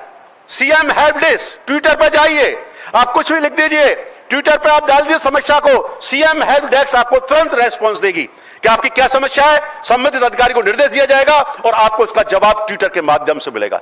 आईटी का प्रयोग करते हुए इस बात का प्रयास किया जा रहा है कि हर व्यक्ति की समस्या का समाधान, और इस विभाग का मंत्री तो मैं ही हूं, मैं खुद भी देख रहा हूं। अभी हम 3 संभागों की सर मीटिंग ले चुके हैं बाकायदा डिफरेंट कलेक्टर्स के साथ। कितने प्रकरण हैं जो 6 महीने से पुराने हैं, 1 साल के पुराने हैं, 15 दिन के हैं, और उनको निर्देश दिए गए हैं कि हर प्रकरण का कम से कम 15 से 20 दिन में निस्तारण हो जाना चाहिए, जिससे कि हमारा व्यक्ति जो दूर दराज बैठा हुआ है, जो गांधी जी की सोच थी और वो हमारे गहलोत साहब की सोच है कि दूर दराज छोर पर बैठा हुए व्यक्ति को कैसे लाभ मिले हमारी योजनाओं को, इस योजनाओं के माध्यम, उस योजनाओं का लाभ आईटी के माध्यम से देने का काम कर रहे हैं। जन आधार कार्ड, उस जन आधार कार्ड हर मुखिया के लिए, जो, और वो कौन मुखिया है, हमारी बहन उस जन आधार कार्ड की मुखिया, उसका फोटो होता है, उसके आदमी का, परिवारजनों का फोटो बाद में होता है। उस मुखिया को अधिकार दिया, उस बहन को यह एहसास कराया कि आपके घर के निर्माण में जिस तरह से भूमिका है, उसी तरह की भूमिका आपके राज्य के अर्थव्यवस्था के निर्माण में भी है, और उसको जोड़ा मुख्यमंत्री चिरंजीवी योजना से। बहुत सारी योजनाएं हैं, मैं जिक्र करना चाहूंगा। इस युवाओं के साथ साथ खेल कूद, निरोगी राजस्थान का संकल्प लिया माननीय मुख्यमंत्री जी ने। निरोगी राजस्थान 2 तरीके से रह सकता है कि हमारी मेडिकल, हेल्थ, आयुष, जिसमें आयुर्वेद, होम्योपैथी, नेचुरोपैथी, योगा के साथ साथ जो हमारी एलोपैथी है उसका भी हम विकास करें, साथ ही साथ खेल कूद के माध्यम से अपने आप को फिट रखें। और इसीलिए माननीय मुख्यमंत्री जी ने उस सोच को अपने अंगीकार करते हुए और राजीव गांधी ग्रामीण ओलंपिक खेल प्रतियोगिता 2022 से कल शुभारंभ किया है। और यह खेल प्रतियोगिता, आप लगाइए अंदाज, वर्ल्ड रिकॉर्ड बना है। मैं खुद अचंभित था कल जब सर्टिफिकेट दिया था, 30 लाख लोगों ने रजिस्ट्रेशन कराया, उसमें बच्चे से लेकर के हमारे बुजुर्ग लोगों ने, महिलाओं ने, बुजुर्ग महिलाओं ने, बेटियों ने उसमें रजिस्ट्रेशन कराया। और जब हम देख रहे हैं सोशल साइट्स पर कितनी प्रतियोगिताएं हो रही हैं, क्या मस्ती के साथ खेल रहे हैं, तो मैं समझता हूं फिट रहेगा इंसान तो राजस्थान भी फिट होगा, राजस्थान भी आगे बढ़ेगा। और मैं कह सकता हूं, बहुत कहने को तो बहुत कुछ है लेकिन बहुत लंबा हो जाएगा, लेकिन एक ही बात कहना चाहूंगा और एक शिक्षक होने के नाते कहना चाहूंगा, इस माननीय मुख्यमंत्री जी को निश्चित रूप से राजनीति में, जोधपुर की राजनीति नहीं प्रदेश की राजनीति में 40 से 42 वर्ष हो गए, और 40 से 42 वर्ष में हमेशा, चाहे वो एमपी रहे हो, चाहे वो मुख्यमंत्री रहे हो, चाहे केंद्रीय मंत्री रहे हो, मैं समझता हूं और मैं चुनौती दे रहा हूं इस मंच के माध्यम से अपने विरोधियों को कि जोधपुर का इतिहास जब भी लिखा जाएगा और जो भी व्यक्ति लिखेगा, मैं अपने इतिहासकारों को आह्वान कर रहा हूं, जो शिक्षक समुदाय अगर यहां बैठा हुआ है तो जोधपुर का इतिहास लिखे। मैं समझता हूं कि सारी की सारी जितने भी कार्यक्रम है, मैं बहुत ज्यादा पहले की तो नहीं कहता, लेकिन इस जोधपुर का जो अभी 35-40 सालों में विकास का जो काम हुआ है, उसमें ऐसा कोई विकास का कार्यक्रम नहीं हुआ जिसमें मुख्यमंत्री अशोक गहलोत का नाम नहीं होगा। मैं पूछना चाहता हूं, मैं इसके मंच के माध्यम से पूछना चाहता हूं, हमारे यहां के केंद्रीय मंत्री बड़े बड़े बयान देते हैं, रोजाना बयान देखता हूं, कई बार अफसोस भी होता है, बिना तथ्यों के, बिना आधार के बयान दे देते हैं। मैं उनसे पूछ चाहता हूं उनकी क्या उपलब्धि है, एक उपलब्धि जोधपुर जिले के लिए, जोधपुर संभाग के लिए एक उपलब्धि बता दें। कोई है उपलब्धि? कई बार कहते हैं ईआरसीपी के लिए, वो ऊपर बोला था कि अगर माननीय प्रधानमंत्री ने एक शब्द भी कहा होगा तो मैं इस्तीफा दे दूंगा। हमारे डोटा साहब जी ने कहा था कि भाई इस्तीफा क्यों नहीं दे देते हैं। बाड़मेर परियोजना, जो पेट्रोलियम की, जो बाड़मेर रिफाइनरी, मुख्यमंत्री जी ने अपना सब कुछ लगा दिया और ये कोशिश की कि वो परियोजना समय से पूरी हो जाए, लेकिन जानबूझ करके राजनीति के तहत उस योजना को 5 वर्ष लेट किया गया। और आज ये इस रेगिस्तान को लोग कहते थे अभिशाप है। कई बार हम भी लिखते थे, किताबों में पढ़ते थे कि रेगिस्तान है, और रेगिस्तान को अभिशाप मानते थे। उस रेगिस्तान को विकास के स्वर्ग में बदलने का काम किया है तो माननीय मुख्यमंत्री जी ने किया है। चाहे बाड़मेर में रिफाइनरी का मामला हो, चाहे पेट्रोकेमिकल का मामला हो, पेट्रोकेमिकल का पूरा एक जोन बनने जा रहा है, सोलर पार्क। आप 2020-21 से पहले कभी सोलर एनर्जी का क्या हाल था? आज आप देखिए कितने बड़े बड़े लोग सोलर पार्क स्थापित कर रहे हैं। बिजली के उत्पादन में हम आत्मनिर्भरता प्राप्त करने जा रहे हैं। सोलर में तो हम कर ही रहे हैं। कितना बड़ा काम किया, कितने लोगों को रोजगार दिया है। और उन किसान भाइयों से पूछना चाहता हूं, उनकी जमीनों की कीमतें क्या हो गई? उन जमीनों को सर आपने करोड़पति बना दिया उन किसानों को। बाड़मेर रिफाइनरी पेट्रोकेमिकल का जो जोन देकर के जिस तरह से दिल्ली के हमारे किसान करोड़पति हो गए, वैसे इस एरिया के किसान हमारे करोड़पति हो गए। और छोटे किसानों के ध्यान में रखते हुए बिजली को मुफ्त किया। किसानों को बिजली को 1000 रुपए महीने का लाभ जो है अनुग्रह राशि दी जाएगी। 50 की बता रही थी, 50 के लिए फ्री डोमेस्टिक कनेक्शंस, 100 से जिसका 50 से 100 का उसको 3 रुपए यूनिट का लाभ, और 100 से 150 का जो है 2 रुपए की यूनिट का लाभ। ऐसा कौन सा क्षेत्र है, ऐसी विकास की योजना है, लेकिन कई बार फिर भी मेरे को अफसोस होता है कि हमारे जोधपुर के लोग, इस जोधपुर की धरा के, इस मारवाड़ की धरा के लोग क्यों नहीं सोचते, क्यों नहीं समझते? अरे ये गौरव है इस जोधपुर का, मारवाड़ भूमि का, जिसने प्रदेश में नहीं, देश में नहीं, दुनिया में नाम रोशन किया, जिनके सुशासन ने, जिनकी गवर्नेंस ने, जिनके कोरोना के प्रबंधन को दुनिया ने सराहा, WHO ने सराहा, और हम लोग उसको नहीं उतना दे पाते। मैं तो चाहता हूं आप भाग्यशाली हो। ये जोधपुर की तरह बड़ी भाग्यशाली है कि ऐसे व्यक्ति को जमीन से जिसने अपनी राजनीति शुरू की, मैंने भी पढ़ा है किस तरह से इन्होंने राजनीति साइकिल पर घूम करके की थी। मुझे पिपरा सिटी का भी ध्यान लोग बताते, किससे बताते जब मैं आता हूं। तो बताइए, जिसने जमीन से शुरू की वो दुख को, दर्द को समझता है, चाहे किसी भी व्यक्ति का, किसी भी समुदाय का, किसी भी जाति का, वर्ग का, धर्म का। और इसलिए शांति सद्भाव के मसीहा के रूप में किस तरह से आपसी प्रेम भाईचारा इस प्रदेश में, देश में रहे, उसकी लड़ाई लड़ रहे हैं। अकेला व्यक्ति देश में, मैं कह सकता हूं, जो इस बात के लिए मुहिम को आगे बढ़ा रहा है। मैं धन्यवाद देना चाहूंगा माननीय मुख्यमंत्री जी का, और विशेष रूप से इसलिए भी कि हर जैन में केवल जोधपुरी नहीं आपके, इसलिए भी कहना चाहूंगा कि मैं भी उन सौभाग्यशाली व्यक्तियों में से हूं। पूर्वी राजस्थान के साथ जो पहले वर्षों में अन्याय हुआ, उस अन्याय को दूर करके न्याय का काम आपने इस बजट की घोषणाओं में किया 2-3 सालों में। नहीं, भरतपुर का नाम नहीं आता था। मैं उन सौभाग्यशाली व्यक्तियों में से हूं कि आज भरतपुर नक्शे पर दिखाई दे रहा है। विकास के हजारों करोड़ रुपए पूरे पूर्वी राजस्थान को दिए हैं। मैं उसके लिए भी धन्यवाद देना चाहूंगा, और पुनः आप सबका बहुत बहुत धन्यवाद देना चाहूंगा। पूरी सरदारी को बधाई देना चाहूंगा, शुभकामनाएं देना चाहूंगा कि जोधपुर का भविष्य बहुत उज्जवल है। इन्हीं शब्दों के साथ आप सब लोगों का बहुत बहुत शुक्रिया। जय हिंद, जय भारत। बहुत धन्यवाद। कहा था आपने, कहने को तो बहुत कुछ है, बहुत सारी बातें, और इतने तथ्य है कि यहाँ का रिकॉर्ड बन जाए। यही तो हम चाहते हैं कि विश्व रिकॉर्ड तक बनाने वाले हमारे माननीय मुख्यमंत्री महोदय, जिनको फॉलो कई कंट्रीज भी करते हैं। निवेदन अब उन्हीं से, मारवाड़ के गांधी कहें, इसी धरती के लाल कहें, जमीन से जुड़े इतिहास पुरुष कहें, माननीय मुख्यमंत्री महोदय पधारे मंच पर, आशीर्वाद दें सभी को जोरदार तालियों के साथ। जी,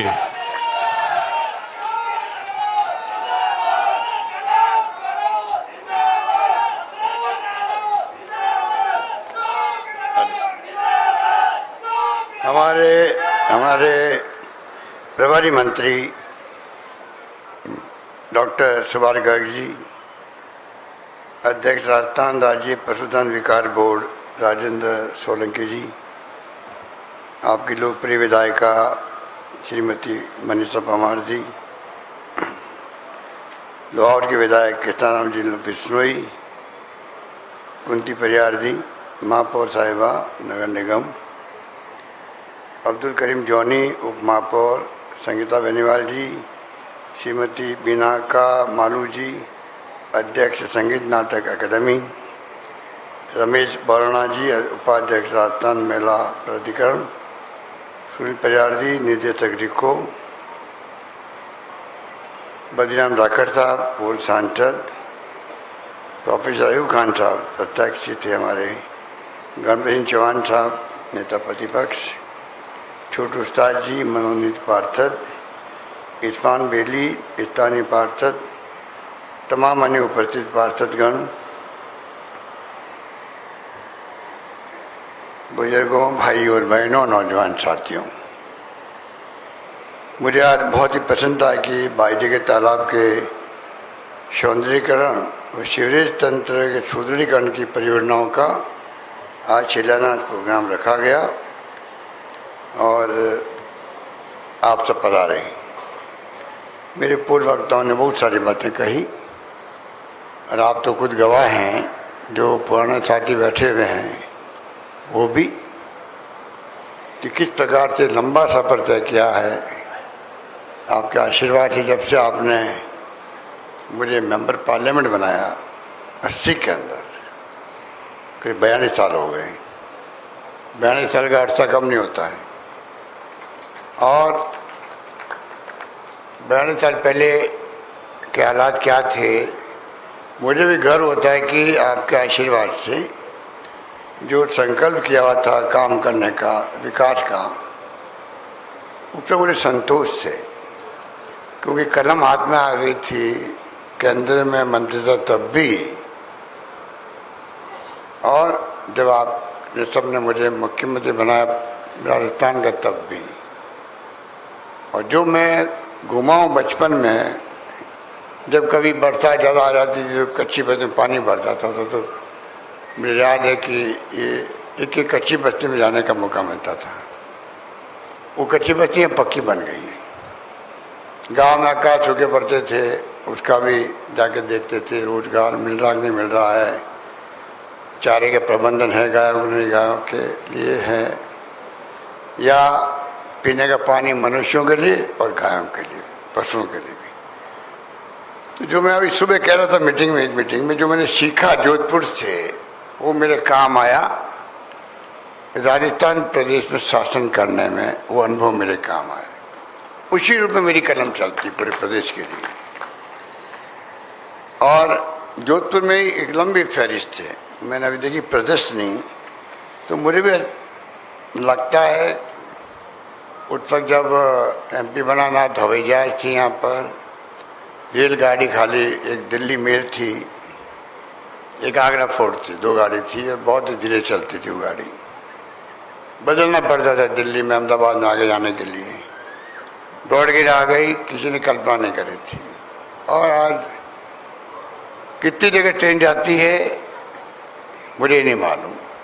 पूरे देश भर के हर कोने में, आसाम हो, बेंगलोर हो, चेन्नई हो, कलकत्ता हो, कहाँ नहीं जाती है। और आराम हो गया सब लोगों को। पानी, मुझे याद है कि आप लोगों ने, राजीव गांधी आए थे जोधपुर में 83 के अंदर, और जो स्वागत जोधपुर के लोगों ने किया, जालामन से लगा करके स्टेडियम तक, आप मेरे कई लोग मौजूद होंगे उस वक्त में, हाथ खड़े करो कितने लोग मौजूद थे, करीब 80-100 तो हाथ खड़े हैं, ज़्यादा ही होंगे। तो आप सोचिएगा जो आपने स्वागत किया, चांदी से तोला गया यहाँ पर स्टेडियम में, और उन्होंने घोषणा की जोधपुर में इंदिरा गांधी कहना का पानी आके रहेगा, वो घोषणा उनकी थी। सुशील माथुर साहब मुख्यमंत्री थे, परसा मैरना जी थे, वो बैठे हुए थे, वो PhD मंत्री थे, सब बैठे हुए थे। वो दिन मुझे आज भी याद है, कितना शानदार स्वागत भी हुआ रास्ते में, ना भूतो ना भविष्य तो, ये लोगों ने कमेंट किए थे उस वक्त में। तो जोधपुरी जनता है, प्यार करना जानती है, मोहब्बत करना जानती है। उनका अपनायत का तो रिश्ता जो है वो हमारी खासियत है देश के अंदर। जोधपुर की अपनायत जो है उनका कोई मुकाबला नहीं। वो जोधपुर की धरती पे आप लोग बैठे हैं, बात कर रहे हैं। अभी मैं अगर 15-20 आपको बताऊं कि जो मैं अभी देख के आया हूँ यहाँ प्रदर्शनी में, बरकतुल्लाह खान स्टेडियम में करीब 31 करोड़ के काम हो रहे हैं। अब वो IPL कब आए, अंतर्राष्ट्रीय मैच आए, तब तो इसका फायदा है। कोशिश कर रहे हैं कि वो भी आए। अपने अब अंतर्राष्ट्रीय एक कन्वेंशन सेंटर बन रहा है, क्योंकि अब ये जयनार हॉल बहुत छोटा बनने लग गया था। करीब 60 करोड़ की लागत से काम चल रहा है। देख के आया था पिछली बार में आया तब।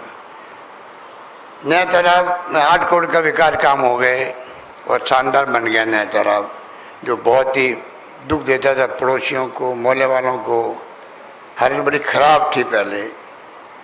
शिवपुरा में करीब 2.5 करोड़ रुपये लग रहे हैं, वहाँ पर पार्क बन रहा है।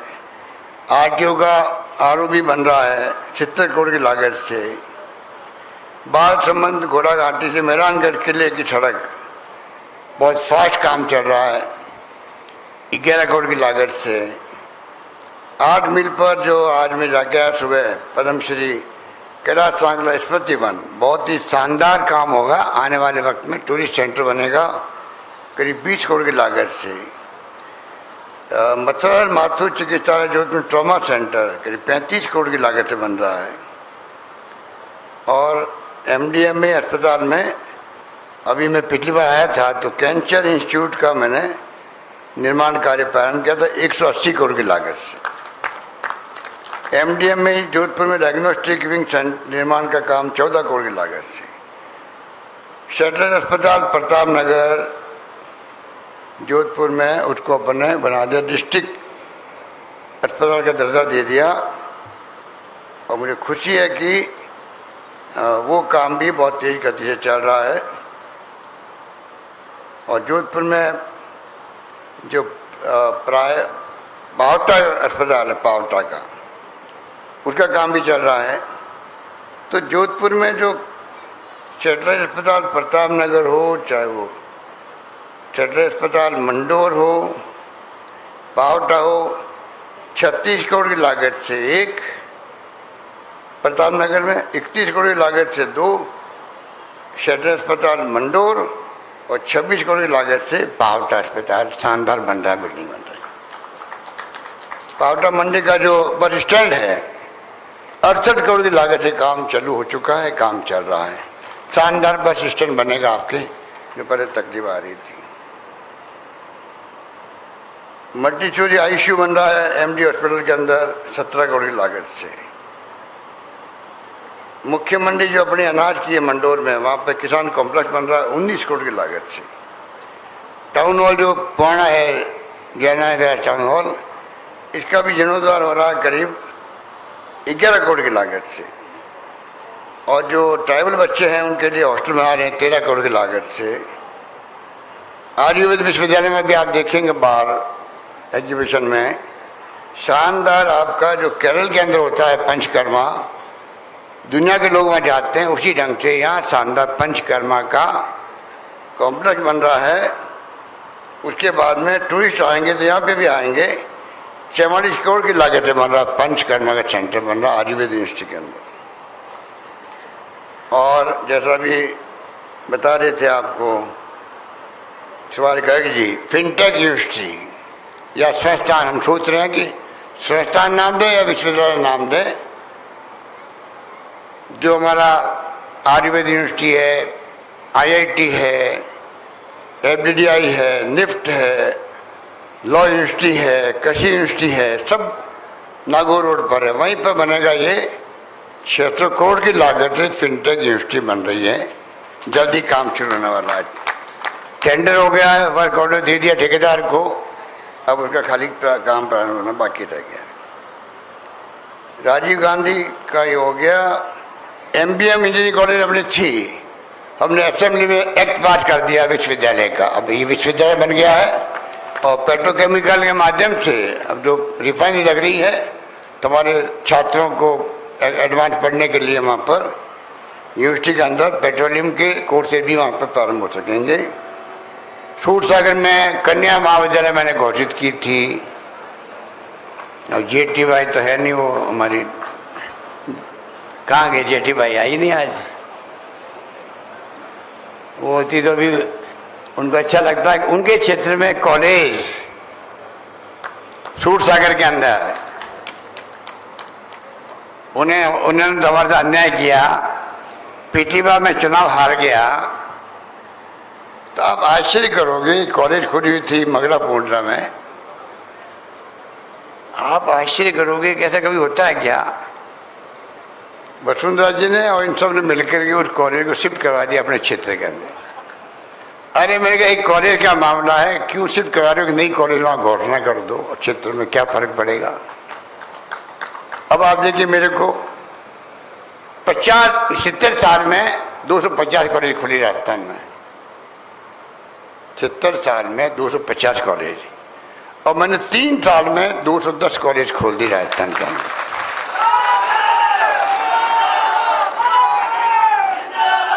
और उसमें भी लड़कियों की कॉलेज, सुनिए, लड़कियों की कॉलेज जो है वो 94 कॉलेज है, उसके अंदर 94 कॉलेज लड़कियों की। तो जेठी भाई, आप अगर वो शिफ्ट करने की बजाय नहीं खुलवा देते तो क्या फर्क पड़ता आपके, पर वो नहीं खुलवाएगा ही। और हमने आज ये भी कर दिया है, 500 लड़कियां ना मिलेगी स्कूल के अंदर, वो कॉलेज बना दी जाएगी, ये हमने घोषणा कर रखी।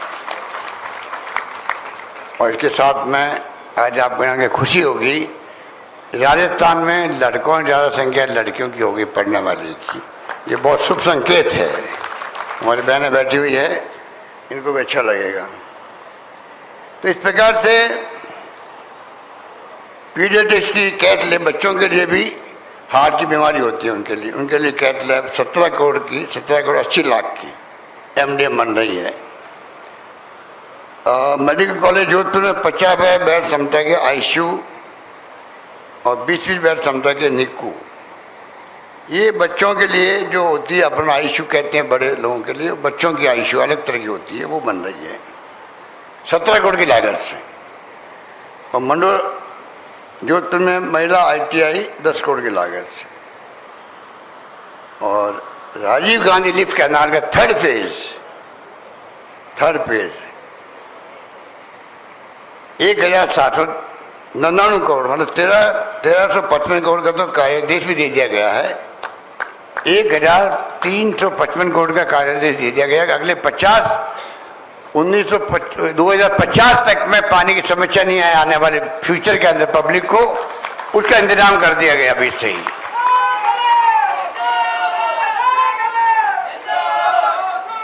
भाई जी के तालाब का आप देख ही रहे हो, आज प्रोग्राम हो रहा है ये, तो आप निश्चिंत रहें।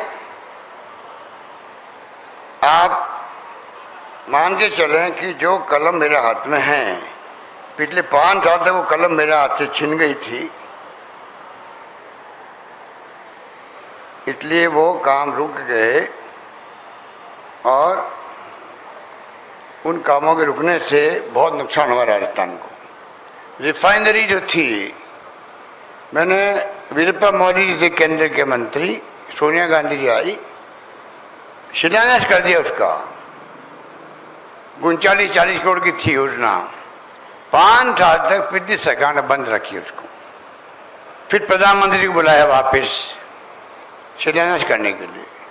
तो मैंने प्रधानमंत्री मोदी जी को मैसेज दिया कि आप तो धार्मिक मंत्र में बहुत विश्वास करते हो, वो मंत्र पहले पढ़े जा चुके 5 साल पहले वहाँ, और मैं सब मौजूद थे, मंत्र पढ़े गए, शिलान्यास हो गया है। अब आप क्यों आ रहे हो शिलान्यास करने के लिए? मंत्र फिर पढ़ोगे तो आपके लिए अच्छा नहीं है। तो मोदी जी क्या क्या मालूम है कि उनका ऑफिस ने वो नए कार्ड छपाए होंगे और लिख दिया, शिलान्यास नहीं लिखा है, लिख दिया कार्य प्रारंभ होने के अवसर पर प्रधानमंत्री नरेंद्र मोदी जी पधार रहे हैं। अब आप बताइए, कोई बात आ गई, पर हमने तो दबाव बनाए रखा 5 साल तक कि बीजेपी सरकार की हालत खराब हो गई, पता नहीं जनता क्या फैसला सुनाएगी। और ये लोकतंत्र की खासियत है, जब इश्यू बन जाता है तब सरकारों को झुकना पड़ता पब्लिक के सामने, जो माई बाप है पब्लिक, और झुके आखिर में काम शुरू हुआ। परंतु नुकसान क्या हुआ? जो 40 करोड़ की योजना थी, वो 40 हजार करोड़ की योजना थी, आज वो 70,000 करोड़ की योजना बन गई। 70,000 करोड़ की, बताइए आप कितना नुकसान हो गया। 30,000 करोड़ रुपये ज़्यादा लगेंगे अब उस बनने में। अब ज़्यादा काम भी नहीं होगा वहाँ पर। कई हम लोगों ने मीटिंग कर ली, जाके आ गए वहाँ पर। कहने का मतलब काम रुकना नहीं चाहिए। वसुंधरा जी ने अब काम शुरू किया ERCP का, एक 13 दिनों की योजना है। हाड़ौती की और जयपुर डिवीजन के करौली, धौलपुर, भरतपुर जो सूबाई का जिला है, दौसा, अलवर, जयपुर, अजमेर, सबकी योजना, टोंक, कोटा, झालावाड़, बारा, बूंदी, उनकी योजना शुरू की गई है। और प्रधानमंत्री जी ने अजमेर में, जयपुर में खुद ने कहा, पूरी एक्सप्लेन की योजना को अपने स्पीच के अंदर। मैंने मीडिया वालों को पूरी स्पीच सुनवाई उनकी, बढ़ चढ़ के कहा कि मैं सकारात्मक सोच रखूंगा इसके लिए। आपके मुख्यमंत्री, लोकप्रिय मुख्यमंत्री ने मांग की है, पता नहीं वो लोकप्रिय उनके दिमाग में ठीक नहीं थी, मैंने बोल तो गए वहां पर। हुआ क्या, अब उनको भूल गए। अब उनको मुझे याद दिला रहे हैं बार बार कि कृपा करके आपका वादा पूरा करो। आप राष्ट्रीय परियोजना एक भी राजस्थान की नहीं है। 16 योजनाएं हैं देश के अंदर, राष्ट्रीय परियोजनाएं, क्या एक योजना राजस्थान की नहीं हो सकती है? कोई जवाब है इनके पास में? स्टेट गवर्नमेंट के पास इतने साधन होते नहीं हैं। केंद्र देता 90-10 जब जाके काम होता आगे। फिर भी मैंने क्या किया, योजना के महत्व को ध्यान में रखते हुए 9,000 करोड़ रुपए रखा मैंने इस बजट के अंदर। फिर भी रखा मैंने। आपको आश्चर्य होगा, एक पत्र आता दिल्ली से कि आप इस योजना को बंद कर दीजिए। ऐसा मैंने पहला पत्र देखा होगा। मैं केंद्र में 3 बार केंद्रीय मंत्री रहा हूं, इंदिरा गांधी के साथ में, राजीव गांधी के साथ में, नरसिम्हा राव जी के साथ में। ऐसा पत्र कोई लिख नहीं सकता राज्यों को कि आप बंद कर दीजिए। पानी सब्जेक्ट होता है, राज्यों का होता है। आप लिखने वाले कौन होते हो? बंद कर दीजिए। मैंने कहा कोई बंद नहीं करेंगे, योजना चालू रहेगी, आगे बढ़ती जाएगी और मांग करते रहेंगे हम आपसे। हमारे पानी के मंत्री तो हमारे जोधपुर के ही हैं, उनके तो 2 मिनट का खेल ही है। उनको क्या जाएगा प्रधानमंत्री को कहना भी 25 MP जीत के आए हम लोग, 25 के 25 बीजेपी के हैं, तो क्या आप हमारी एक योजना राजस्थान की, क्या आप जो खुद कह के आए हो, याद दिला दो उनको, इसको आप राष्ट्रीय परियोजना घोषित करो। ये तो कहना है उनको। क्या प्रधानमंत्री मना कर सकते हैं? पता नहीं क्या राजनीति चल रही है। नहीं हो रही है। अब हम रोक इसलिए नहीं रहे और इसकी कीमत भी पता नहीं आज 70,000 करोड़ पहुंच गई इसकी रिफाइनरी की। ये पानी योजना 10-15 साल लगेंगे, बाद में पता नहीं 1 लाख करोड़ की पहुंच जाएगी। नुकसान किसको होगा? इसलिए मैं कहना चाहता हूं कि सरकार बदलती रहती है लोकतंत्र में, काम रुकना नहीं चाहिए पब्लिक का। रुकता तो नुकसान पार्टी को ही होता है, सरकार को होता है और जनता को होता है। मेरी पॉलिसी मेरा रही है, मैं काम रोकता नहीं हूं। जो काम पिछली गवर्नमेंट ने किया है, हमें मौका दिया जनता ने वापिस, हम उन कामों को आगे कैसे बढ़ाएं, ये मैं हमेशा कोशिश में लगा रहता हूं। इसलिए मैं कहना चाहूँगा आपको कि जोधपुर में तो सब कुछ मिला आज अपने को। जोधपुर मैंने पहले आपको कई बार कहा है, IIT, एम्स से लगा करके NIFT, LNU, law university, Ayurved university, FDDI, अब ये फिनटेक यूनिवर्सिटी, इंजीनियरिंग कॉलेज की यूनिवर्सिटी बन गई। अगर आप हिसाब लगाओ, जो कहलाती है प्रीमियर संस्थाएं कहलाती है देश की, जो पंडित नेहरू के ज़माने में बनने लगी थी देश के अंदर, जिस पंडित नेहरू को ये अमृत महोत्सव के नाम से जो फंक्शन कर रहे हैं उसमें बुला दिए गए हैं, वो अलग बात है। जो भी आज संस्थाएं हैं देश के अंदर, DRDO जो ऊपर सैटेलाइट भेज रही है आकाश के अंदर, जितनी भी कृषि की संस्थाएं हैं, IIT है, IIM है, एम्स है, सब पंडित नेहरू के वक्त बनी हुई है। तो उसका नाम गायब कर दिया गया, खैर अलग बात है। तो मैं कहना चाहूँगा कि कैसे हम इन संस्थाओं को आगे मजबूत करें। आज जोधपुर वो शहर है देश के अंदर, मेरे ख्याल से संभवत एकमात्र शहर है जोधपुर शहर जहाँ पर सारी संस्था एक साथ में है। बम्बई में भी नहीं होगी, दिल्ली में भी नहीं होगी, कलकत्ता में नहीं होगी, क्योंकि कहीं अगर एम्स है तो निफ्ट नहीं है, निफ्ट है तो आयुर्वेद यूनिवर्सिटी नहीं है। आयुर्वेद यूनिवर्सिटी आपको आश्चर्य होगा देश के अंदर जामनगर में बनी हुई थी, गुजरात के अंदर, आजादी के पहले थी, अंग्रेजों के राज की थी। मैंने पहली यूनिवर्सिटी देश के अंदर जोधपुर में खोली, आयुर्वेद यूनिवर्सिटी खोली और जाके कैंपस देखे, शानदार कैंपस वहाँ पर अभी जो कैंपस वो नया पंचकर्म का अंतर्राष्ट्रीय स्तर का बना रहे हैं कॉम्प्लेक्स, वो देखते ही बनता, मैं बाहर इतना खुद प्रभावित हूँ देख करके अभी। तो ये जो काम किए हाथ में, मुझे संतोष है कि जोधपुर में कलम चली तो काम भी हुए हैं। सड़कें बहुत खराब है जोधपुर की, सड़कें बहुत खराब है। बरसात आ गई है, बरसात का डामर का तो दुश्मनी है, टूट जाती है, पहले से खराब थी।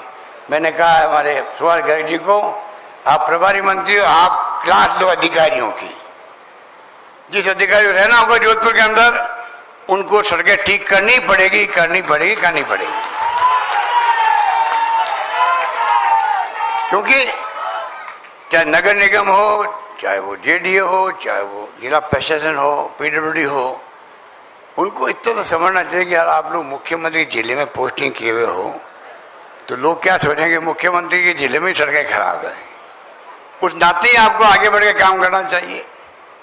प्रशासन सर्वसंग अभियान चल रहा है, अब पट्टे देने में आनाकानी कर रहे हैं।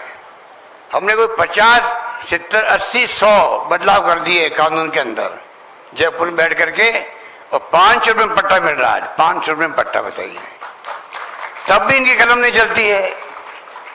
जोधपुर के लोग नौकरी कर रहे होंगे नगर निगमों के अंदर, जेडीए के अंदर, उनको तो लिहाज करना चाहिए कम से कम। हम यहाँ के जाए जन में हैं, यहाँ पर हम नौकरी कर रहे हैं, हमारी ट्रांसफर भी नहीं हो रही है, फिर क्या उनको आगे बढ़ के नहीं करना चाहिए? गरीबों का या मिडिल क्लास का जो पट्टा बेचारों का 50 साल बैठा हुआ, कल वो कुछ काम करेगा, बैंक का लोन नहीं मिलेगा उसको, पट्टा देने में आनाकानी कर रहे हैं। मुझे बड़ा अफसोस होता है कि आप तनख्वाह अच्छी मिलती है आपको, रही सही कैसे मैंने निकाल दिया। अभी ओल्ड एज पेंशन लागू करके हिंदुस्तान में इतना बड़ा चर्चा का विषय बन गया है कर्मचारियों के लिए, कोई सोच नहीं सकता। अभी वहाँ राष्ट्रपति भवन में एक खाना हो रहा था, प्रधानमंत्री ने मुझे अपने पास बैठा के खाना, हम लोग खा रहे एक टेबल पर, 3-4 मुख्यमंत्री और बैठे हुए थे। सबने शिकायत की प्रधानमंत्री जी से, हिमाचल के मुख्यमंत्री ने भी, आसाम के मुख्यमंत्री वहां पर थे, आंध्र प्रदेश के मुख्यमंत्री वहां पर थे, जम्मू कश्मीर के लेफ्टिनेंट गवर्नर वहां पर थे।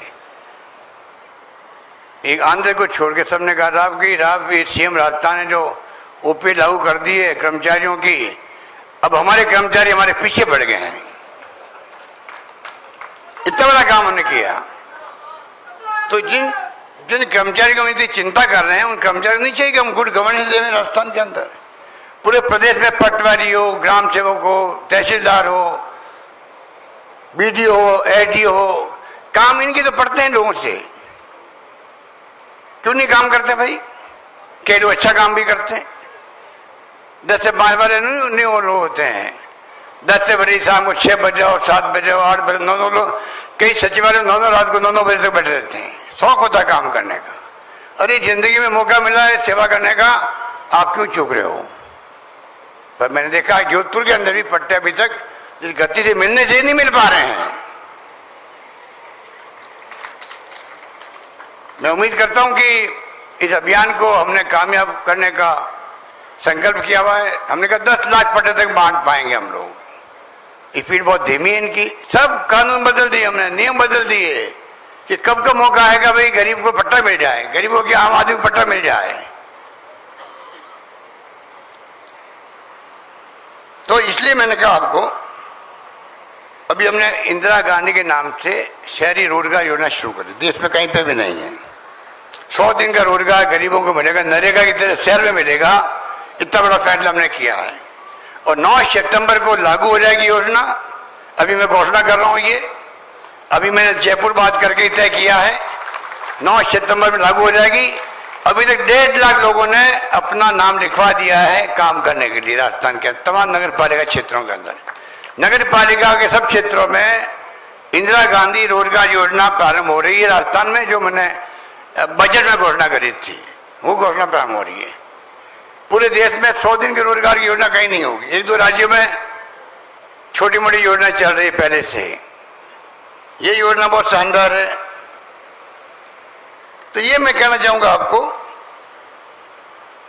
कि आज जिस रूप में काम हाथ में लिए गए हैं, ग्रामीण ओलंपिक का भी अपना बड़ा काम है। ये गांव गांव में बुजुर्ग लोग खेल रहे हैं, कबड्डी खेल रहे हैं, कोई वॉलीबॉल खेल रहे हैं, कोई बहनें छोटी बच्ची हैं खो खो खेल रही है, क्रिकेट खेल रहे हैं बच्चे। इतने करीब 55,000 हमारे पार्क में खेलते हुए की मीडिया के माध्यम से, व्हाट्सएप के माध्यम से फोटो आ चुकी जयपुर के अंदर। 55,000, बताइए आप, इतना उत्साह लोगों के अंदर है। और मैंने कल घोषणा करी है, जनवरी में हमारे स्टेट लेवल का जब होगा स्पोर्ट्स की मीट, तो शहरों के अंदर भी हम लोग ओलंपिक, ग्रामीण ओलंपिक की तरह शहरों में ओलंपिक करवा रहे हैं। जितने वार्ड आप कहें, अभी से आप तैयारी शुरू कर दीजिए टीमें बनाना। 30 लाख लोगों ने रजिस्ट्रेशन करवाया गांव के अंदर और 2,25,000 टीमें बनी हैं। वर्ल्ड रिकॉर्ड काम हो रहा है। 2,25,000 टीमें बनी है खेलने वालों की और खेल रहे हैं वो लोग। पेंशन की योजना अच्छी चल रही है। राजस्थान में 1 करोड़ लोगों को लगभग पेंशन हम दे रहे हैं। बुजुर्गों को, पति पत्नी को, निसज्जनों को, विधवाओं को, सारी कंडीशन हटा दी हमने। पहले कंडीशन थी 18 साल का बच्चा हुआ नहीं और पेंशन बंद हो जाती थी, कितना दुख होता था। आज हमने सब शर्तें हटा दी, अब सबको पेंशन बराबर मिल रही है। धार्मिक यात्रा की बात की गई, पिछली बार मैंने शुरू की थी, बहुत पॉपुलर हुई थी। मैं खुद छोड़ने गया था यहाँ पर रेलवे स्टेशन पर, अच्छा लगा मुझे। हर डब्बे पे मैं गया तो बुजुर्ग लोग बैठे हुए थे और इतनी शानदार योजना वो है। रास्ते में भजन कीर्तन करते जाओ, टाइम पे नाश्ता, टाइम पे लंच, टाइम पे डिनर सरकार की तरफ से। बहुत अच्छी योजना थी वो और बाद में भी योजना चालू रही पिछली गवर्नमेंट में भी, उसको और मजबूत कर रहे हैं। एक कर्मचारियों के लिए हमने जो RGSS किया, जैसे चिरंजीवी योजना आपके लिए बताया अभी सुभाष गर्ग जी ने, आपको मैं अपील करना चाहूँगा विनम्र शब्दों में, आप प्लीज एक भी परिवार चिरंजीवी योजना के कार्ड बनाए बगैर नहीं रहे, जिससे कि टाइम पड़ने पर 10 लाख तक का वो इलाज फ्री करवा सके अपना। सरकारी अस्पताल में हमने IPD OPD अलग फ्री कर रखी है, जहाँ MRI फ्री है, CT स्कैन फ्री है सरकारी अस्पताल के अंदर, और सब ब्लड टेस्ट फ्री, सब फ्री है वहाँ पर, डायलिसिस फ्री है। एक बात जो सुभाष जी ने कही थी आपको मैं रिपीट करना चाहूँगा कि अगर मान लो कोई आदमी के 10 लाख में 3, 4, 5 लाख खर्च हो गए इलाज के अंदर, 5 लाख ही बच्चे में हैं, उसके घर में तकलीफ आ गई कि किडनी ट्रांसप्लांट करानी पड़ेगी या लिवर ट्रांसप्लांट होगा या और कोई ऑर्गन ट्रांसप्लांट होगा, 10, 15, 20 लाख रुपये लग जाते हैं। हमने फैसला किया है कि ऐसे परिवारों में जिनके और तकलीफ आ गई है और 5 लाख के बच्चे में 5 लाख रुपये बचे रहेंगे और सरकार अलग से 15 लाख रुपये, 20 लाख रुपये उसको देगी इलाज करवाने के लिए। ऐसा हिंदुस्तान में कहीं नहीं, शायद दुनिया में भी नहीं होगा। इस प्रकार से हम लोगों ने स्कीम को बनाया है और साथ में 5 लाख का बीमा कर दिया है। कोई भी राजस्थान का, प्रदेश का वासी अगर डेथ हो जाती है उसके एक्सीडेंट में या पानी में डूबने से, अभी बच्चे डूब गए थे कई जगह, तो सबके घरों में 5-5 लाख रुपये पहुँच गए, योजना के कारण पहुँच गए। तो हम चाहते हैं कि इस योजना में सब कार्ड बनवाए अपना, और जो पैसे वाले उनसे 850 रुपये सिर्फ ले रहे हैं। इतनी शानदार योजना है। 10 लाख का बीमा, 5 लाख का एक्सीडेंट बीमा, और एक्स्ट्रा अगर तकलीफ आ गई तो उसके भी भुगतान सरकार करती है। और सब महिलाओं को, उन परिवार की महिलाओं को एक दे रहे हैं हम लोग 1,35,00,000 मोबाइल फोन दे रहे हैं। Mobile phone, smartphone, ordinary smartphone, और 3 साल की इंटरनेट सेवाएं फ्री दे रहे हैं साथ में, 3 दिन फ्री दे रहे हैं। ताली जोरदार बजाओ। इंटरनेट सेवाएं फ्री मिल रही है, मोबाइल फ्री मिल रहा है महिलाओं को। वो आपस में वो स्मार्टफोन में तो आपको मालूम है आप बात भी कर सकते हैं, गूगल्स के माध्यम से जानकारी प्राप्त कर सकते हो किसी के बारे में, हिंदुस्तान दुनिया के बारे में ज्ञान का भंडार है वो।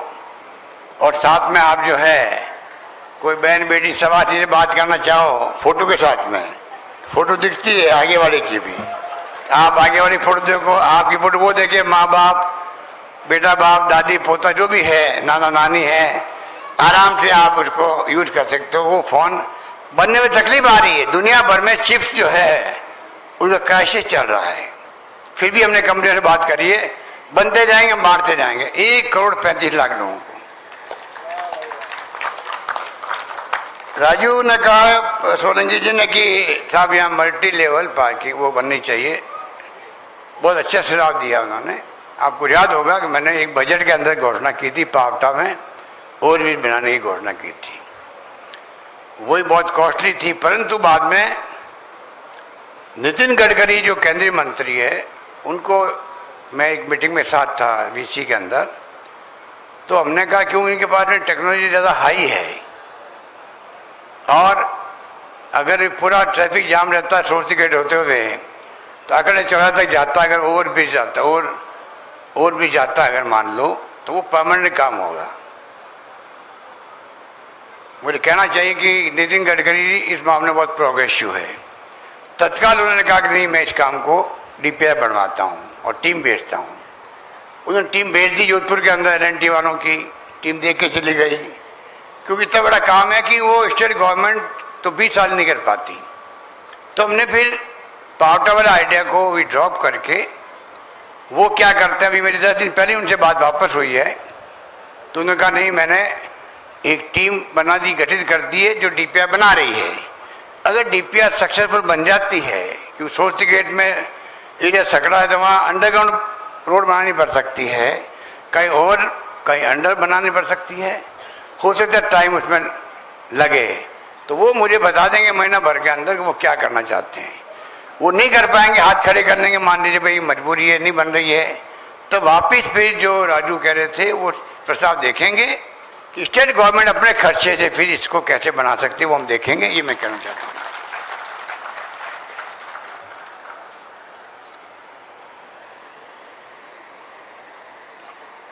एक जो मैं कहना चाहूँगा कि एनके सिंह जी हमारे रॉयल फैमिली के दामाद हैं।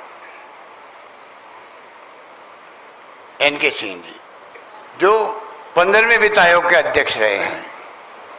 ये वित्त आयोग इतना इम्पोर्टेंट होता है कि वो जो तय करता है किस राज्यों को किस फॉर्मूले से पैसा मिलेगा, राज्यों को क्या क्या वहाँ होने चाहिए, वो तय इम्पोर्टेंट सरकार को मानना पड़ता है। तो हमने उनसे बातचीत करी, उन्हें 4-5 हज़ार हमने एक्स्ट्रा दिए उनको। उनमें फिनटेक यूनिवर्सिटी का भी था, ये जो अभी स्वारगरी कह रहे थे। उन्होंने रिकमेंड कर दिया भारत सरकार को। हमारे यहाँ के लोकल एमपी ने कहा कि ये कि उनको लग गया भाई कि अगर मान लो एनके सिंह जी ने रिकमेंड किया तो बनना ही है, कि जोधपुर में बनना चाहिए। यहाँ तक तो ठीक था मामला। और मैंने क्या किया, बजट के अंदर जब केंद्र से मैंने बात करी तो वो फैसला नहीं कर पा रहे थे। मैंने कहा चलो ठीक है, जोधपुर में बनाते हैं। तो मैंने इतना बड़ी प्रोजेक्ट करीब 600 करोड़ की है, वो मैंने घोषणा करी जोधपुर में बनेगा, फिनटेक यूनिवर्सिटी बनेगी। ठीक है। उसके बाद में जो मांग करने वाले गायब हो गए, जो मंत्री जी बने बैठे हैं दिल्ली में, उनसे मैं पूछना चाहता हूँ, आपने मांग की थी जोधपुर में बनना चाहिए, मैंने मांग मंजूर कर लिया आपकी, मेरा भी इंटरेस्ट जोधपुर के अंदर है। तो अब आपकी केंद्र सरकार मना कर रही है, पैसा नहीं दे रही है। आपके लिए बहुत छोटा काम है ये। पहला फेज 400 करोड़ का है, दूसरा फेज 200 करोड़ का होगा, 600 करोड़ टोटल इस प्रकार से है। टेंडर हो गए हैं, वर्क ऑर्डर दे दिए हम लोगों ने। तो क्या 400 करोड़ रुपये केंद्र सरकार जो रिकमेंडेशन की हुई है वित्त आयोग की, वित्त कमीशन की, बहुत इंपॉर्टेंट कमीशन है ये, संविधान के अंतर्गत बनता ही है,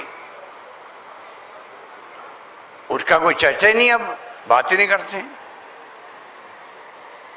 तो ये मैं निवेदन करना चाहूँगा केंद्रीय मंत्री जी से भी, कुछ काम ऐसे होते हैं हमारे राजनीति के हम हट के बात करें, हमारी कोई दुश्मनी किसी से नहीं है देश के अंदर। हमारी लड़ाई विचारधाराओं की लड़ाई होती है। हम सबको साथ लेके चलना चाहते हैं, सबका विकास करना चाहते हैं, तभी ये देश एक अखंड रहा है। 75 साल के बाद में पाकिस्तान के 2 टुकड़े हो गए। यहाँ इंदिरा गांधी ने जान दे दी पर खालिस्तान नहीं बनने दिया यहाँ पे देश के अंदर। बांग्लादेश का उदय करवा दिया पाकिस्तान के अंदर, क्या क्या नहीं हुआ देश के अंदर। तो देश एक रहा है क्योंकि हिंदू, मुस्लिम, सिख, ईसाई, फारसी, जैन सब साथ लेके चले। और तो और आप देखिए भाषाएं अलग तरह की, आप लोग जाते होंगे देखते होंगे बंगाली क्या लिखा हुआ है, तमिल क्या है, तेलुगु क्या है, मलयालम क्या है, समझ में आता ही नहीं है किसी के भी। पंजाबी, गुजराती और मराठी समझ में नहीं आती है। जब समझ में नहीं आती है अगर मान लो भाषाएं, फिर आप एक कैसे रह सकते हो, कैसे एक रहोगे? रशिया टूट गया, 16 टुकड़े हो गए रशिया के, जो हमारा मित्र राष्ट्र था, अमेरिका के मुकाबला में हमें वो सहयोग करते थे, उनके टुकड़े खुद के हो गए। अभी तो युद्ध चल रहा है यूक्रेन के साथ में। अब बताइए, आप इस देश को एक अखंड रखना चाहते हैं तो जो संविधान में लिखा हुआ, आपके संविधान में हम शपथ लेते हैं, एमएलए, एमपी, मंत्री, मुख्यमंत्री, प्रधानमंत्री, उस शपथ का पालन तो हम करें कम से कम, तो झगड़े मिट जाएंगे आपस के अंदर। अपना भी सब एक होके चलेंगे हम लोग, समानता का अधिकार उसके अंदर है, सर्वधर्म संभाव की बात उसके अंदर है, लोकतंत्र उसके अंदर है। अभी तो राज कर रहा, तो ईडी कर रही है राज देश के अंदर, आतंक मचा रखा है। ईडी, इनकम टैक्स, सीबीआई छापे पड़ रहे हैं लोगों के यहाँ। सरकार बदलने के लिए आप देख रहे हो क्या क्या नहीं हो रहा है। कर्नाटक की सरकार बदल दी, मध्य प्रदेश बदल दी, अभी हाल ही में महाराष्ट्र बदल दी, राजस्थान में उनकी दाल नहीं गली, वरना अभी आपके सामने मुख्यमंत्री दूसरा खड़ा होता।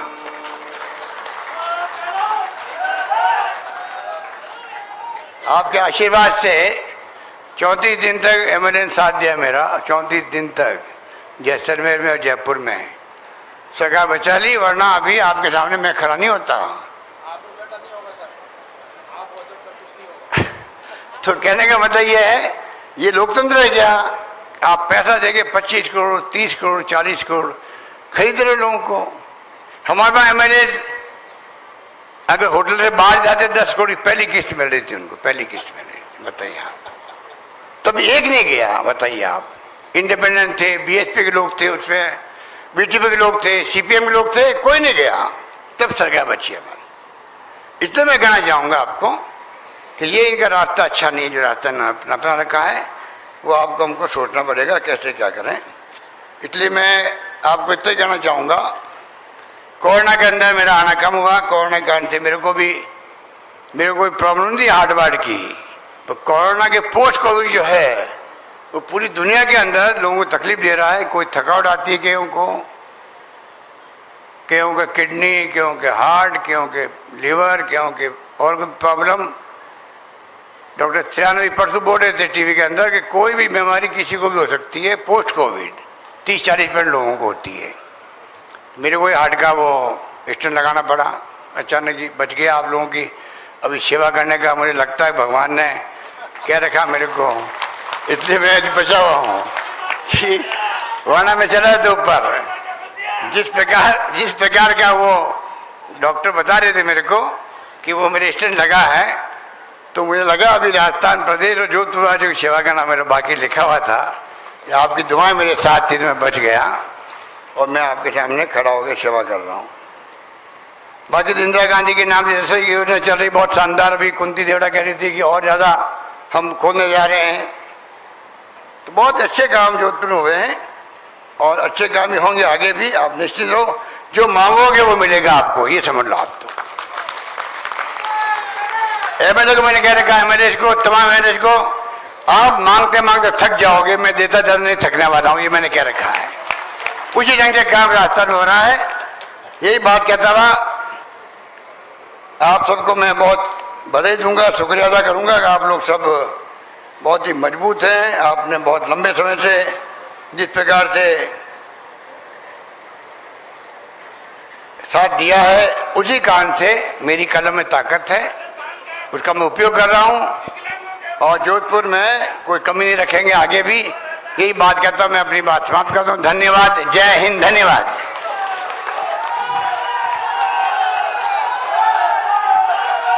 बहुत धन्यवाद। श्री कुश गहलोत, श्री बलदेव सिंह जी। कुश गहलोत स्थानीय पार्षद है और बलदेव सिंह जी मनोनीत पार्षद, साथ ही कुछ नागरिक जन आभार प्रकट करना चाहते हैं। बायजी तालाब के संरक्षण, सौंदर्यीकरण और विकास के लिए जो घोषणाएं हुई हैं माननीय मुख्यमंत्री महोदय ने जो किया है उसके लिए श्री कुश गहलोत और साथ में श्री बलदेव सिंह जी। कुश गहलोत स्थानीय पार्षद हैं, बलदेव सिंह जी मनोनीत पार्षद और साथ में नागरिक जन, और जो विकास कार्य की घोषणाएं, जो विकास कार्य चल रहे हैं वो ये फूलों के हार इसी तरह से गले में पड़ते रहें। आने वाले समय में भी ईश्वर करे हमें हर बार ऐसे ही मुख्यमंत्री मिलें। अगली बार जब भी इलेक्शन हो, ये वादा करें हम कि हमें यही मुख्यमंत्री हमें हर बार मिले जो विकास पुरुष कहे जाते हैं। हटा लिया। साथ ही आपको ये बता दें कि प्रदर्शनी जो बाहर लगी वो आज यहीं पर रहेगी, लेकिन कल से प्रदर्शनी 15 दिनों तक सूचना केंद्र में लगेगी। आप जरूर उसका अवलोकन करें। लोगों के दिलों की भावनाएं हैं, ऐसा जननायक हमें हर बार मिले जब मैं बहुत करीब से जानता हूं, सिर्फ चेहरे पढ़कर हमारी समस्याएं समझ जाता हूं। कहने की आवश्यकता नहीं होती, उससे पहले समस्याओं का समाधान विकास के द्वार खुले और इस शहर को ही नहीं पूरे राज्य को कैसे एक सुनहरी तस्वीर में बदल दिया जाए, ताकि देश भी याद रखे कि हाँ कार्य किस तरह से होते हैं। निवेदन श्री अब्दुल करीम जॉनी साहेब उप महापौर नगर निगम उत्तर बधाने और धन्यवाद ज्ञापित करें। अब्दुल करीम जॉनी उप महापौर नगर निगम उत्तर धन्यवाद ज्ञापन करें। राजस्थान सरकार के यशस्वी मुख्यमंत्री हम सबके हृदय